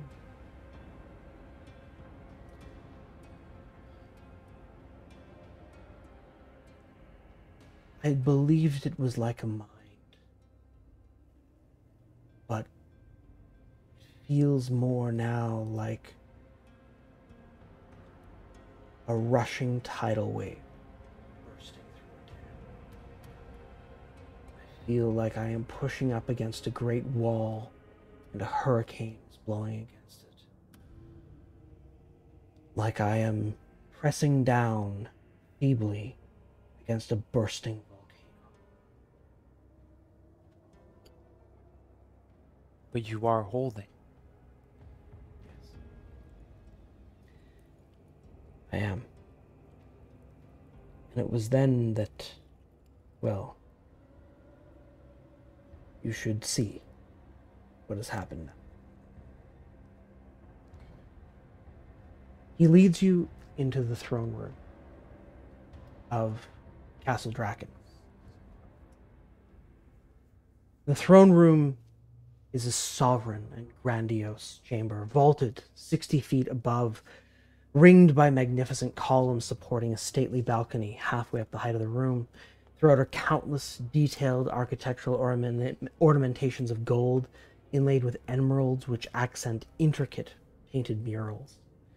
that here, as before in Dreamland, are twisted from their regal scenes of glorious conquest into strange nightmarish mists. The tall arched windows which lined the galleries are fragmented, and each of the windows you can see they are shattered in millions of pieces, but this glowing, lambent energy presses up against the broken glass as if it is frozen mid-shatter and held fast against each of the windows in the great central rose window over the throne. Upon a three-tiered marble platform surrounded by balustrades and flanked by strange statues of mighty knights is the throne of Drakkenheim. It is fixed into the structure and fashioned from granite and wrought iron. There was a colossal dragon skull that adorned the top of it, but that is not here in Dreamland. In the middle of the chamber, there is a tear in the fabric of space itself. Its shape is simply wrong. It feels to you like a canal through which unspeakable horrors beyond may slip into this mortal world. But here, its immense energy hangs in perfect stillness, frozen in the moment of bursting forth. Yet, prying out of this gaping maw are many horrific whipcord-like tentacles, each ending in a palm of sharp barbs, the flesh an unnatural hue of purple-gray. The tentacles swaddle about a floating lump of deformed flesh. Dotting the malformed body are warped eyes and weeping sores. Most of the mass is set to trying to pry open and push open the otherworldly rift, yet two dart outward into Dreamland. One reaches out and is impaled in midair upon the horn of a unicorn. The unicorn itself, frozen in the air, lunging forward to pierce the tentacle. The blood spray, octarine droplets, caught timeless in the air. A second reaches out, the sharp barbs coiling around the throat of Tadek. The three stand motionless, stuck in their struggle. And as you look upon it, you see the pins and needles in the air, these small threads that weave through, holding it all in time. Threads that reach back to the hands of Johann. And that's where we'll take our break. And we are back from our short rest. We have restocked on all of our consumables and are ready to play some more D&D. So, Johann speaks. Now you see the truth of it. When, after the battles that Veo and her companions fought to rescue me and secure this castle, during that battle, some errant magic brought forth Charlemagne to aid Veo and her companions, but that magic sent Charlemagne back into the dreamland here, where he wandered. Once the fighting died down in Castle Draken, and I was divested of the power that I now have as custodian, invested with the power that I now have as custodian, I found Charlemagne wandering here in Castle Draken. The unicorn resolved to help me, to lend what power he could and protect me, at least in this part of the realm, for my consciousness now extends across several worlds that echo our own. But there was a rupture. The forces beyond constantly tear at this break, trying to come through. And in the process of trying to help me, Charlemagne became ensnared in the battle that you see now before you. It was then that I used the power that I have to simply keep everything on hold. That is all I can do, is hold it all. When Tadakmith Wraith showed up seeking Charlie, he asked if I would release it so that he could try to help. But in the ensuing chaos, he too was ensnared by this power, so I have kept them held here since. If I'm to get this straight, everybody who's come here to help this situation is now frozen in this place, and now the three of us arrive. Hopefully to not fall to the same fate. It seems that this creature it's ensnaring them when the steward releases them from their bond in time. We can keep them here forever, but our only chance is to remove them from this prison. And there's no way you can unfreeze just the unicorn and the druid. I must release. I don't have that kind of fine control over my power. It is all or nothing. Are we able to move them while they're frozen like this? Not without me releasing my power. But the hold that I have, that creature, it is caught between, and thus I cannot hold shut the opening while it is in it. Charlemagne and Tadak tried to pull it out, but were being pulled in themselves. And with them all there, you see, my power is not over the people. It is over the rift itself. And thus, my attempt to close it and hold it shut holds them.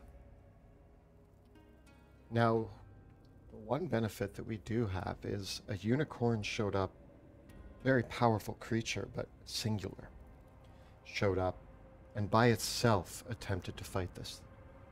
The druid came in here by himself. Do you have the benefit of a 3 versus 1, and when this is unfrozen, we also have a unicorn and a druid on our side. The odds might be in our favor. It's dangerous.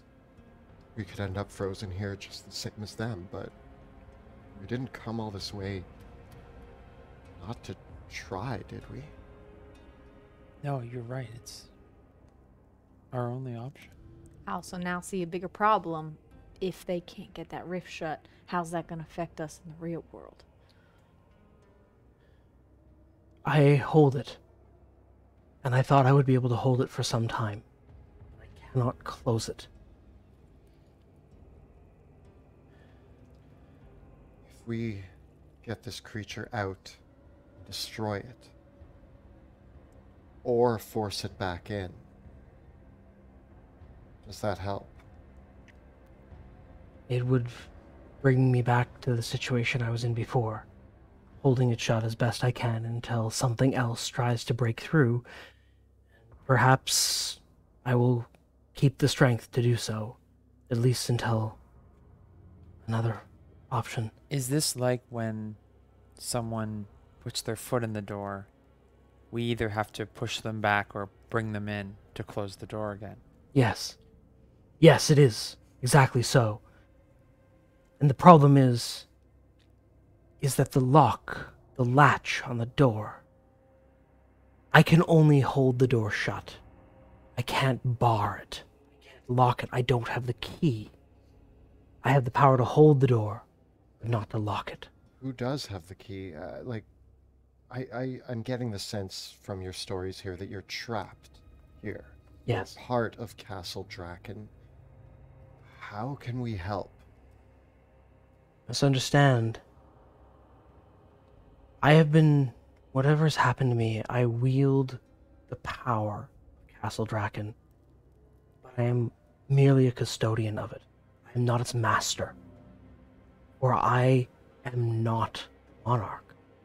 Only the monarch can wield the full power of the crown and throne of Drakkenheim.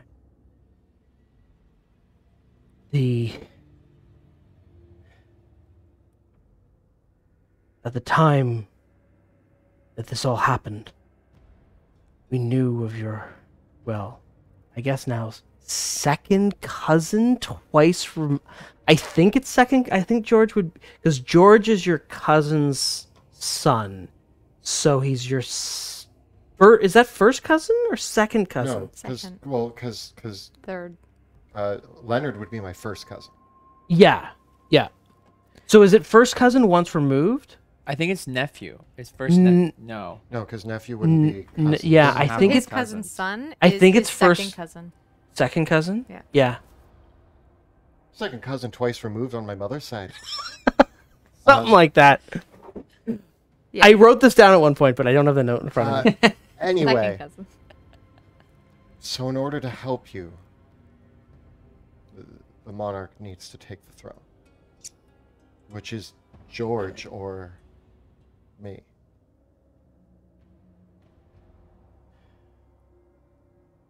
Johann's face is pale, but it goes paler. I don't know how that will go over in the waking world. And regardless, there's nothing you can do about it from this side. In order for you to seize that power, if you wanted it, not only would you would have to come back here in the waking world. The seals are all here. The crown is on the throne.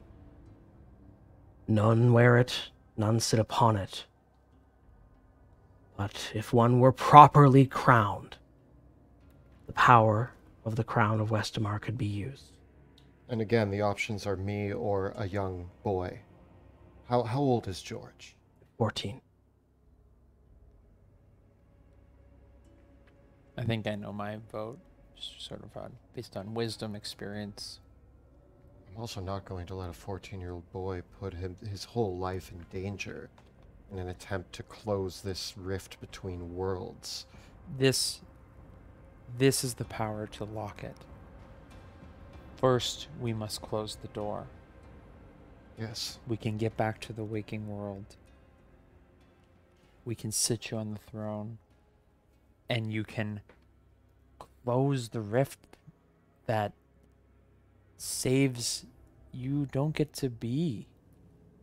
This is not a choice. You're right. I mean, when given a difficult choice, the choice that helps the most people is the correct choice.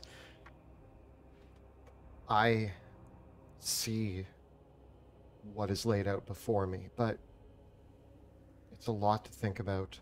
Right now, it's one thing at a time. I think we need to Agreed. focus on what's in front of us right now, which is a tentacle monster coming through a big gate, holding a unicorn and a druid. Right now, the goal is to save the unicorn, save the druid, save Wrath, recruit the Steel Fangs, take over the castle, destroy the Countess. I worry that Yeah. the boy's uncle will have a problem with it. Pluto Jackson is not one to be trifled with. Pluto. He's here? He was the one that fought alongside my daughter. He was the one that came and charged forth. Yes? I'm pretty sure I know Pluto Jackson from a few parties. He was fun. But he wasn't, I mean, he killed a troll once. And he's killed far greater than a troll. Wow. Sounds impressive. And he would oppose Wilhelm. We're His old nephew friends. is George. Let me talk to Pluto. We're old friends. Yes.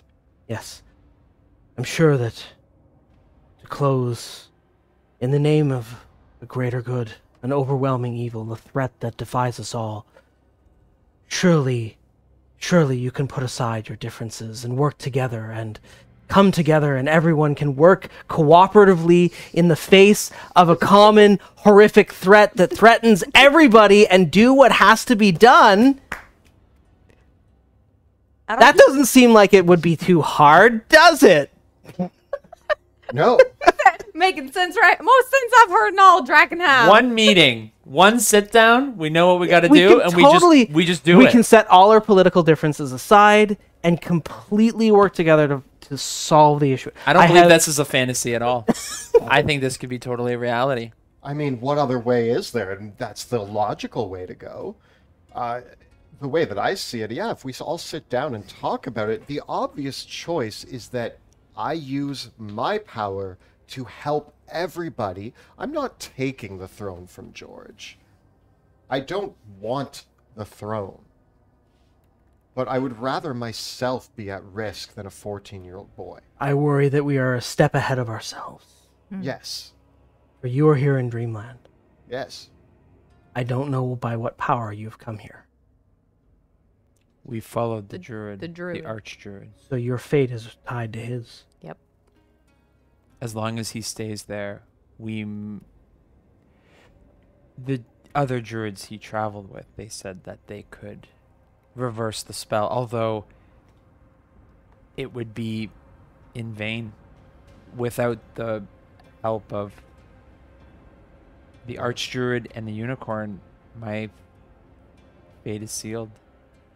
We have to decide, do we push this creature back to its back to where it came from, or do we pull it inside and destroy it? How big are these tentacles? like does this seem like okay? Are they like a No, are they like a There's this? a Are they like a distinct difference this? between like we see like a creature that looks like They're something like we- they're like whip cords. Okay. Johann Eisner continues. This creature that tries to pry its way through Wanna know now. the circumference of the It is not. It slipped through smallest stitch that I had not held tight enough. It is not like a brute trying to break down the door, but more like a rat trying to slink it. It is dangerous, but it is by no means the most powerful creature that has walked these halls. So you're saying this is a tiny one that got through a crack? Yes. If it fits through a crack, then it fits at the end of my blade. That sounded clever, right? Yeah. That was sounding kingly already. That was good. Yeah, That was thank you, yeah, thank yeah. you. I approve. Thanks. I think that together we can pull this creature into our world and shut that stitch. That is exactly what Charlemagne and the druid were attempting to do. So by unfreezing them, they can continue to help us pull it in, and we slay the beast. But then, is there more? Is that the issue? There will be more. There will be more that try. This was not the first, and it will not be the last. They will continue. That is why I must keep my vigil. Right. The choice is obvious. There's no other choice. We have to unfreeze it. We have to slay this creature. We have to seal this door. And we're going to have to go to Drakkenheim and make some choices. But we either gotta slay it or push it back through. And I believe that, yes, we pull it through and And- attempt to close the door. Johan, Yes. do you believe that if we remove this creature from the rift, that you can again attempt to bar the gate? Yes, I can.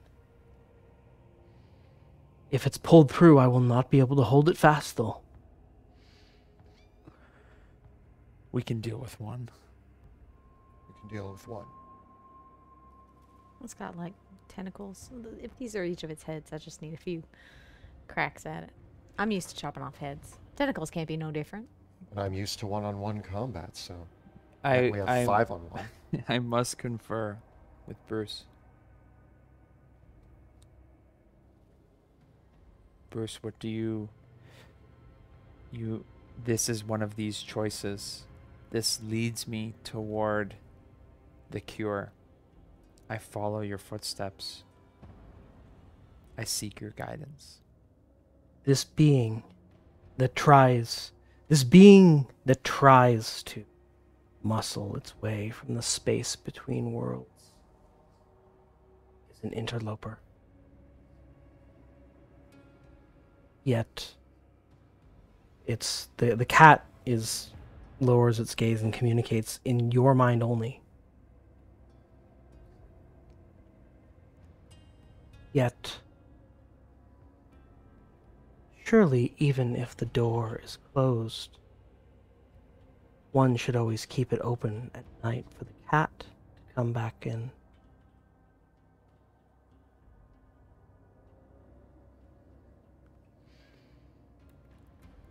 Is there a space? Is there a space for you? In time, we will make space. Your friends speak of closing this rift. That would be a shame, wouldn't it? Yes. Doors need not be closed just because we do not understand what's behind them. Why close one's mind to possibility? Why not think of all the possible worlds beyond? Consider the power we could draw from this place. Oh my gosh. Hearing this is so bad. We just need to keep the pests out. The vermin. Yes. The delicious rats. A lovely snack for a patient cat.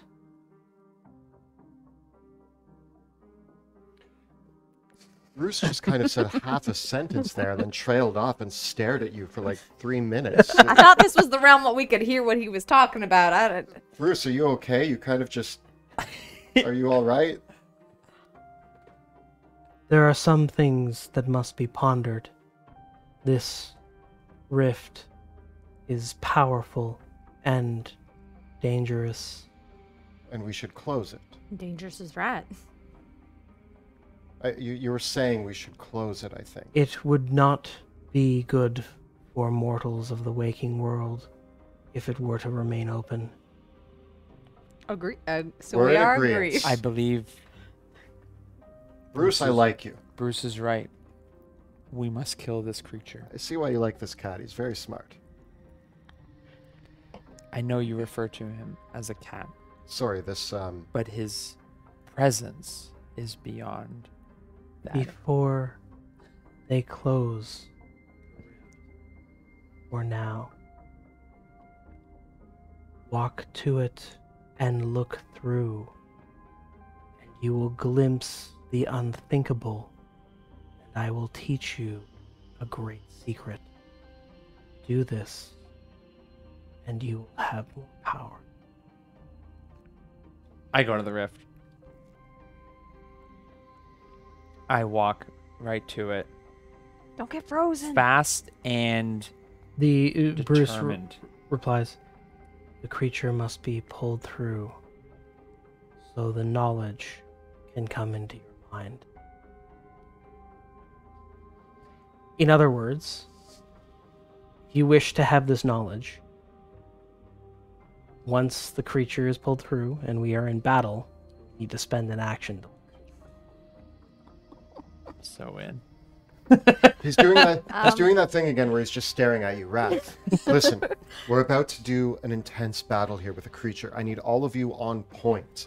Wrath, full focus on killing the creature. Rudy, Focus chop on the off its rift. tendrils. Got it. No, I didn't say that. you want- Is that what you heard? Do you want it in the room or do you want? Or are we pushing it back in? I don't. We're pulling it through. How big is it? We're going to find out.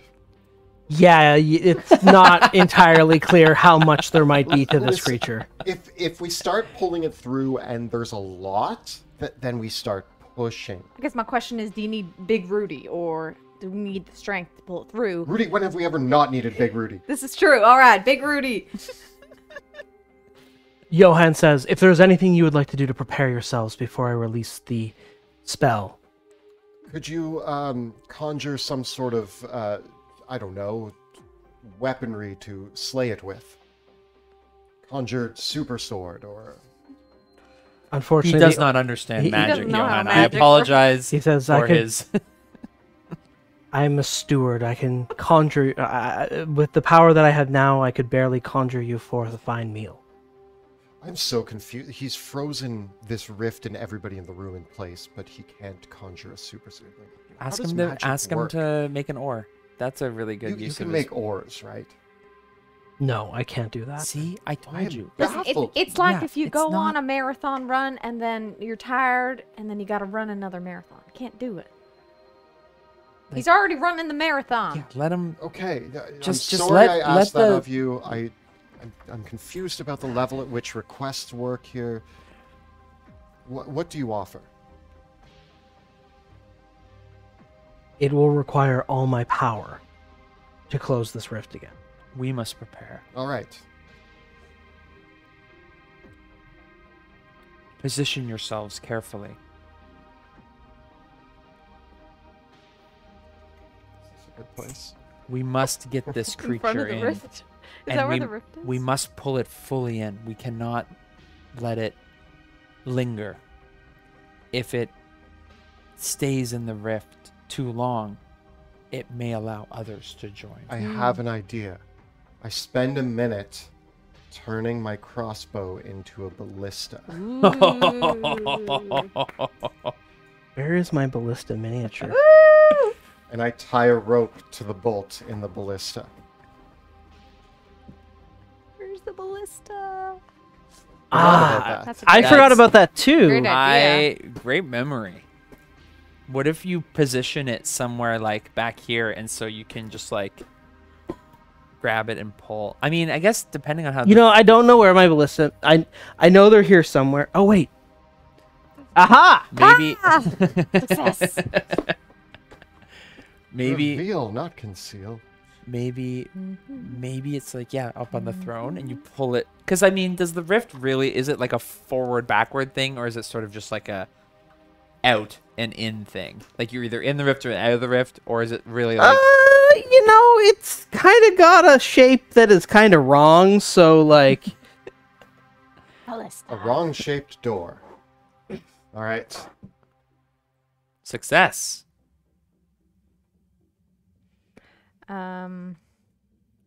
This will go well. And then I will. Are we almost? I don't have a lot of time on Big Rudy, so y'all let me know when we're right about to go. Yeah, could you like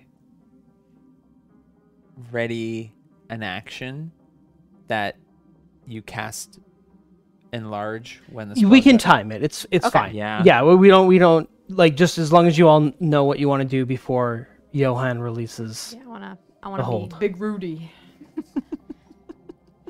And then So grab a Wilhelm, tentacle. and you're gonna man the ballista, Yes. and I'm gonna grab the tentacle that's on the unicorn. while the creatures are held in this way, they're basically under the effects of a time stop spell. So there will be a moment in time when they shudder out. So touching them, Yeah. it won't help. Like, I'm almost ready for tug of war. Essentially, Okay. like I'm like Yep. getting there. Like yeah, you can. Yeah. I'm gonna help. Okay. And Wrath. I position myself as best I can, but as much as I can in front. Okay. So then that Wherever way, you'd like to be. so where I can attempt to get a good look into the rift. Okay. So I'm trying to be a little bit sly about it. So Am I using the like I'm in there. 3d10 Yeah. plus 6, or does it use my modifier? It uses your modifier to hit, and it does 3d10 damage. Okay. Yeah. Wonderful. If you could all roll me initiative.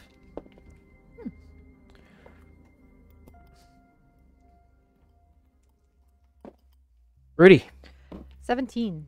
Okay. Wilhelm. 26. Wrath. 4. Okay. Okay. Oh boy.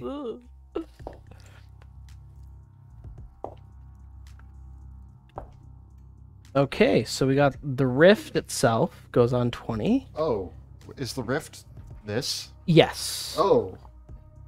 Oh no. Wait, what? And then Tadek and Charlie will go after. My back. What's to this. behind you? Don't worry about it.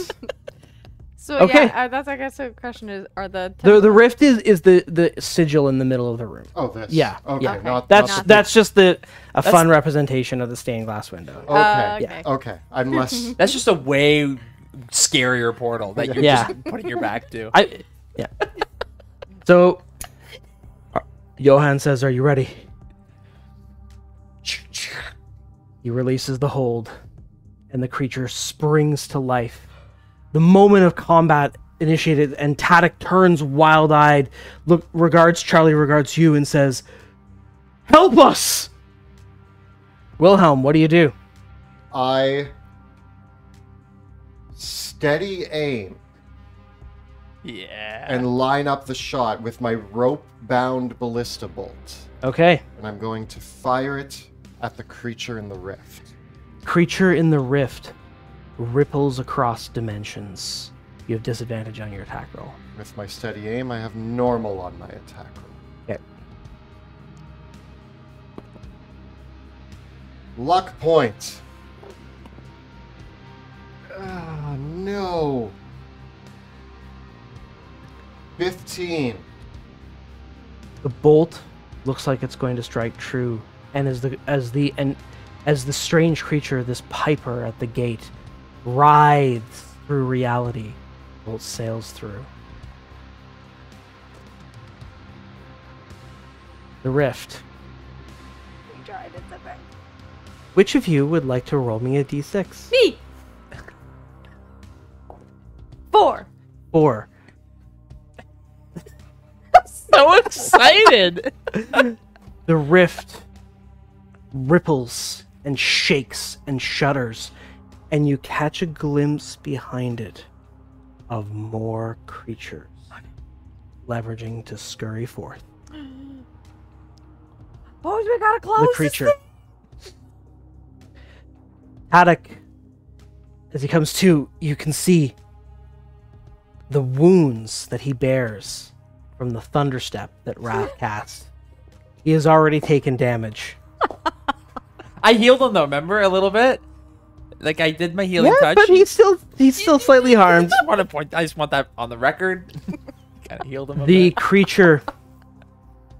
So for point of reference, Paddock was gonna have 100 hit points. Now he's got 80. The creature closes around Taddock's neck, and Taddock makes a Constitution saving throw, which he fails, and takes 22 damage as the creature drinks deeply of his blood. Off to a roaring start. Then the creature attacks Charlie. And for your reference, Charlie has 70 hit points. And so Charlie gets hit twice. And takes 20 points of damage. As the creature lashes out against the unicorn and Taddock.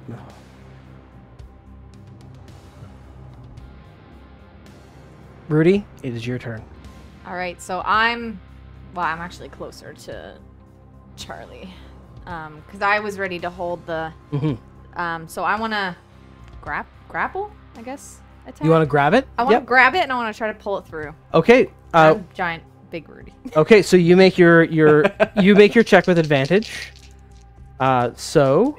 Strength Yep. Opposed strength or checks. athletics, I guess. Yep. Yeah. Oh. I crit. Okay. So you have it grappled, 28. beating it by a lot. All right. So you grab it. That costs one of your attacks. Okay. And now when you have a creature grabbed, you can pull it. Do you want to pull it? I want to pull it. Okay, you can pull it up to Yeah. half your speed. Okay. We'll make one more post check. Do I? Because Yep. I'm big. Yep. 210, so 18. You win by 1 point. Yes, Big Rudy! All right. You pull it through the gate into the dreamland. Its horrific form, this bulbous and deformed body, springing, swaddled in an array of tentacles, two of which are holding a long, elongated pipe that it softly plays, and the other tentacles with barbed palms that reach and rake out. It is a pipe? Yes, like a flute. So that was... One attack. One attack? Yep. I'm going to hit it then, if that's... Mm-hmm. Okay. Nope. I rolled a 10. Okay. And then do I get my bonus action to my... Yep. Offhand? Okay. 21 to hit? Okay. Because you've grabbed it, whatever entropic force was causing it to ripple in time, you pulled it out and interrupted this temporarily. So yes, you did hit. Wait, do I get my offhand? Yeah, because you still attack. Okay. Yeah. So...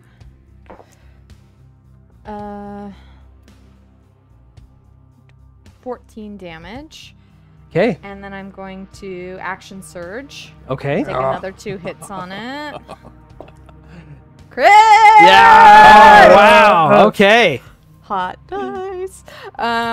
Okay, so that's We needed that. 13. 17 plus 5. 22 damage. Nice. And then one more. What? No, that's your third attack Yeah, but I get... because you used your first to grab. She action search. Oh Action yes, surge, yeah. I'm sorry. It's okay. 22 to hit. It's a hit. Ooh, Big Rudy. 15 damage. Whoa. Alrighty. So I'm just... So you pull, holding onto it with one hand, you just hack down into it with the other, slicing and chopping and chopping and slicing. And I say, get out of here, Charlemagne! Yeah. So yeah, now that you have it held, while you hold it, you won't be able to do a wield. Okay. Yeah. Okay. Tadek sees the situation and stumbles backwards from the wound, trying to get his bearings. And he reaches out and says, I can help somehow. Stars guide you. And what he will do is he will cast fairy fire on the beast to help you out. That's advantage. It fails the saving throw, so it glows with spectral light. And Charlie, seeing the creature pulled forth, comes forth to stab it with its horn. But unfortunately, Charlie misses. Oh. Wrath, it is your turn. My hands are glowing with the eldritch power, but I'm drawn in. I walk calmly past the chaos, almost as if it's happening not around me, but in another place. And I in the midst of all of it, I gaze into the rift. You gaze into the abyss, and the abyss gazes back into you. Make a charisma saving throw. Wrath, what are you doing? I know. What is this? 14. 14, you fail. And are blasted with psychic energy. You take 10 points of psychic damage and are stunned. So I'm just standing there staring at the rift.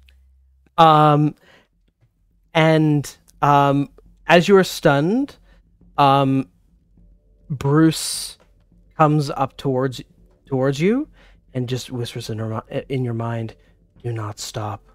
Watch, learn, No. Wilhelm, it's your turn. And would Bruce just sort of like stop obeying me If I'm you don't, stunned? now that you're stunned, you didn't order him, so I get to control him. Yeah. Bruce is now Bruce. I line up and I'm yelling. I'm like, Wrath, blast it! Wrath, Shoot it! shoot her! Shoot her! And I'm going to. Is this like this is still my repeating crossbow, right? Like that's. Can I still take 2 shots? You can take 1 shot. Okay. Yeah. But you now have advantage because it's fairy fired. Yeah. So I'm going to shoot it with advantage. Critting.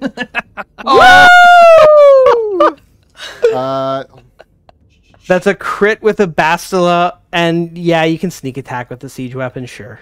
So that's 3d10 plus 4d6. So Clear some space. Get some space in there. Yeah. What's that total? Somebody help me out here. What is it? 3d10 plus 46, 24, 74. 24 plus 30. Or, sorry, 54. Oh. Oh, you got lucky, creature.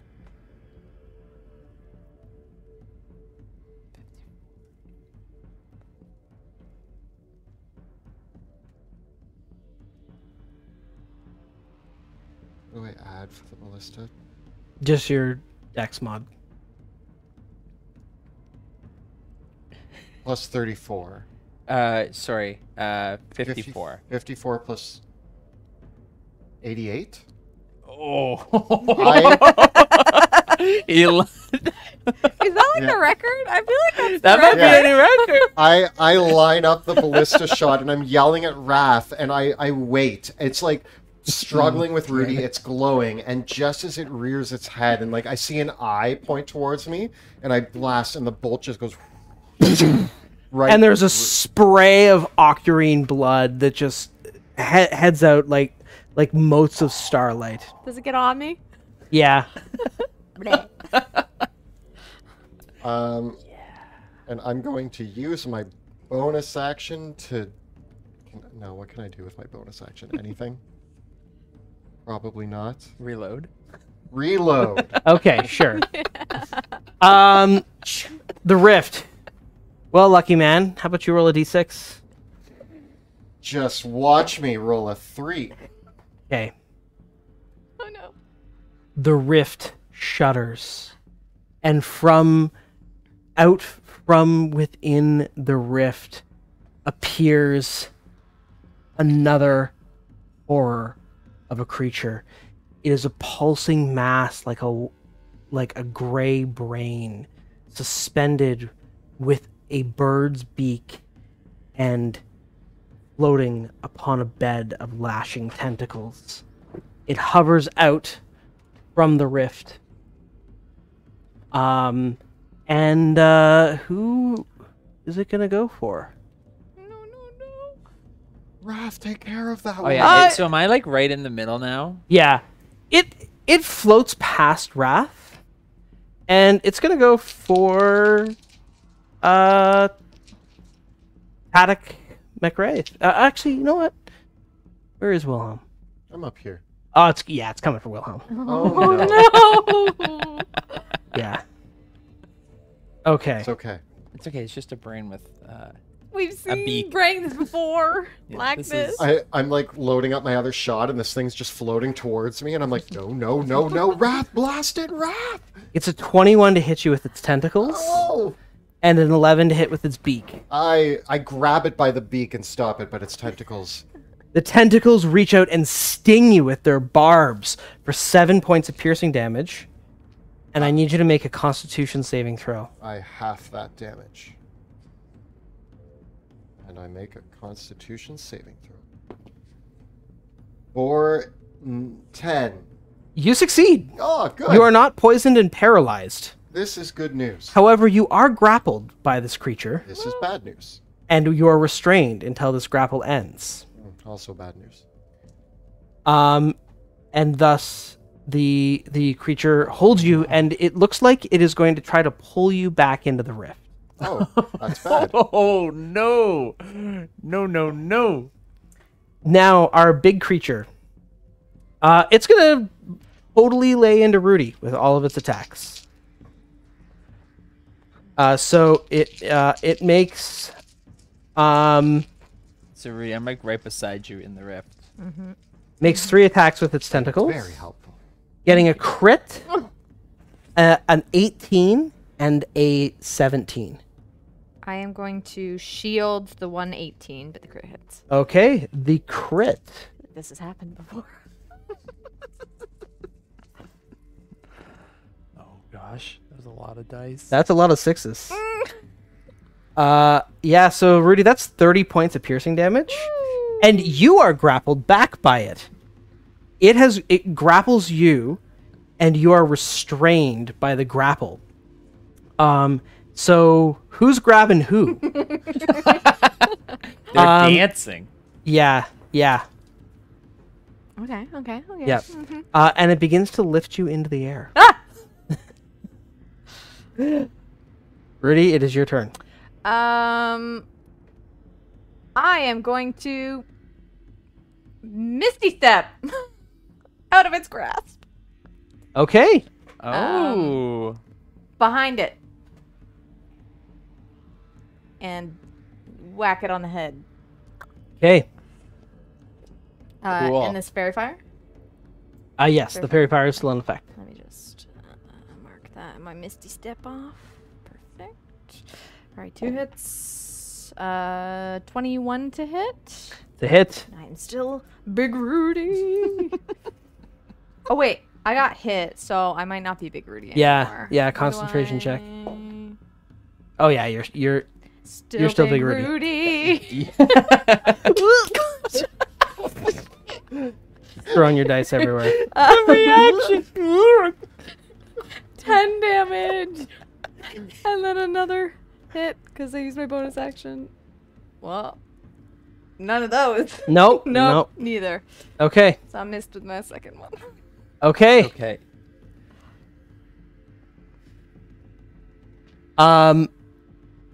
Paddock, himself is going to say he looks to the two of you, and he'll come forward to help attack, as will... Help! Oh, you need help? Okay, he's gonna come and help you. Oh, I mean, well, everybody needs yeah. help. I'm just being lifted up by Yeah. a tentacle thing and being dragged Yeah. towards the portal. He comes and tries to help you, Wilhelm. Unfortunately, he misses. No! And so does Charlie. Wow. Help! They rush forward to try to attack, but the creatures bob and weave out of the way. Wrath, it is your turn. Wrath, help! My gaze deepens. Give me a charisma saving throw.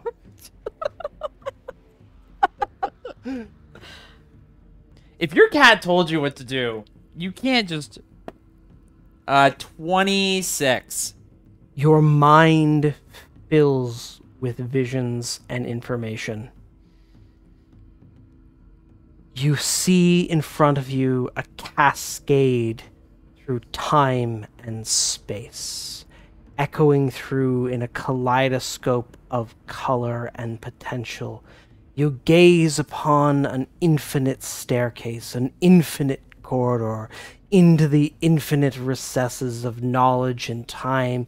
You see yourself for the small and puny creature you've always known yourself to be, and in that smallness you see within the multitudes of dreams you hold, the possible worlds within your own mind, the consciousnesses upon consciousnesses that turn and bob and weave, unseen and uncaring before the dying stars.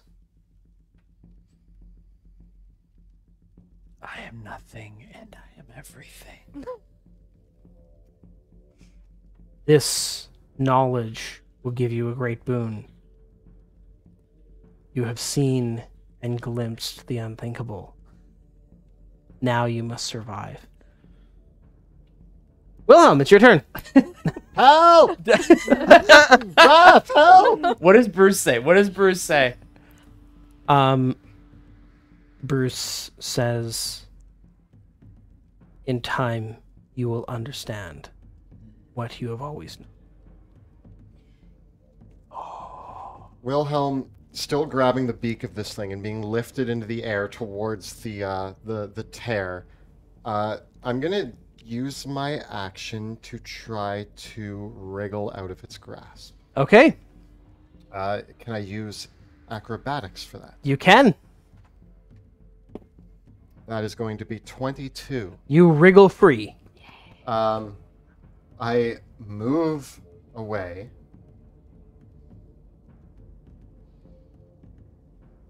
Actually, I move further away. I'm going to, I guess... I mean, that might be it. Okay. I don't think I can use... I can't hide, right? This isn't a hiding scenario? No. No. Rift. He who looked through the rift may roll the die. I believe in a 1. Oh, I use my bonus action to disengage. That makes sense. As you turn from the rift, a dark shadow appears behind you. Many eyes open at once, opalescent and gleaming through the distance of the space between the stars. The wet and glistening flesh shudders as many-eyed tentacles emerge forth from the rift in a horrific form. Oh my. As the creature emerges into the dreamland, that is where we'll end for the night.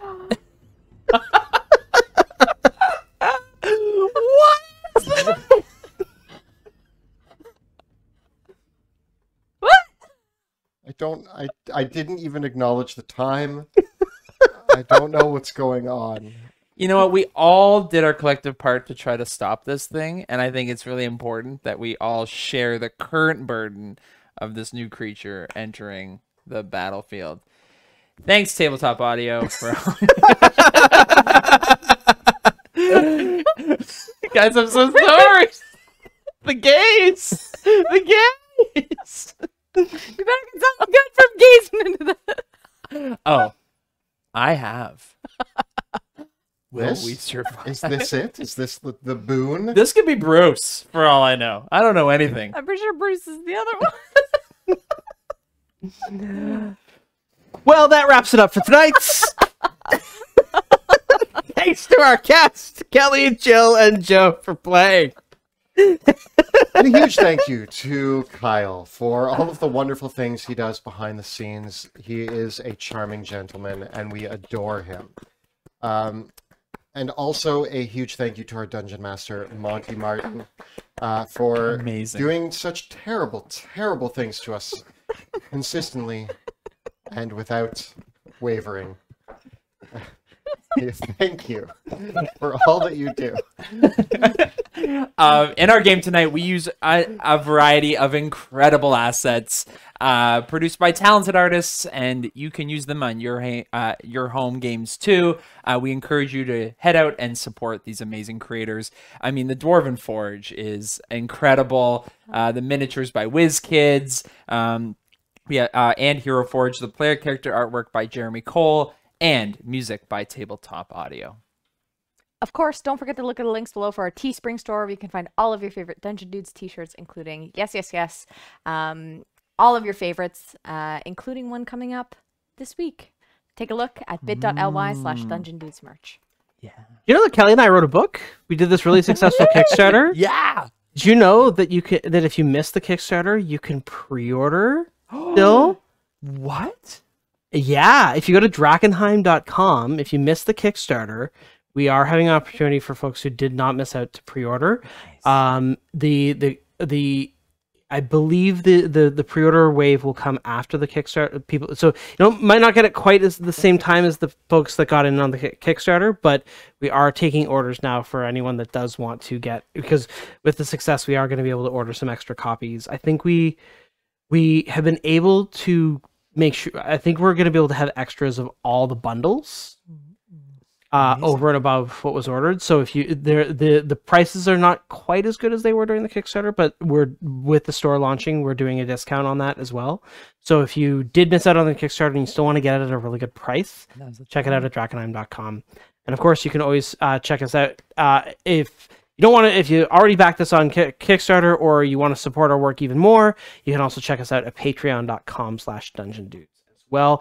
Our patrons have been the bedrock for all of the projects that we have ever done on this channel. Without their amazing generosity, we would not have been able to come this far, and so we appreciate them so much. Thank you all.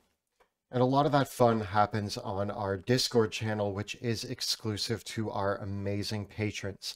If you do join our Patreon, you can join us on Discord, where you can engage with us directly, chat with us about all things D&D, especially Drakkenheim, the upcoming book.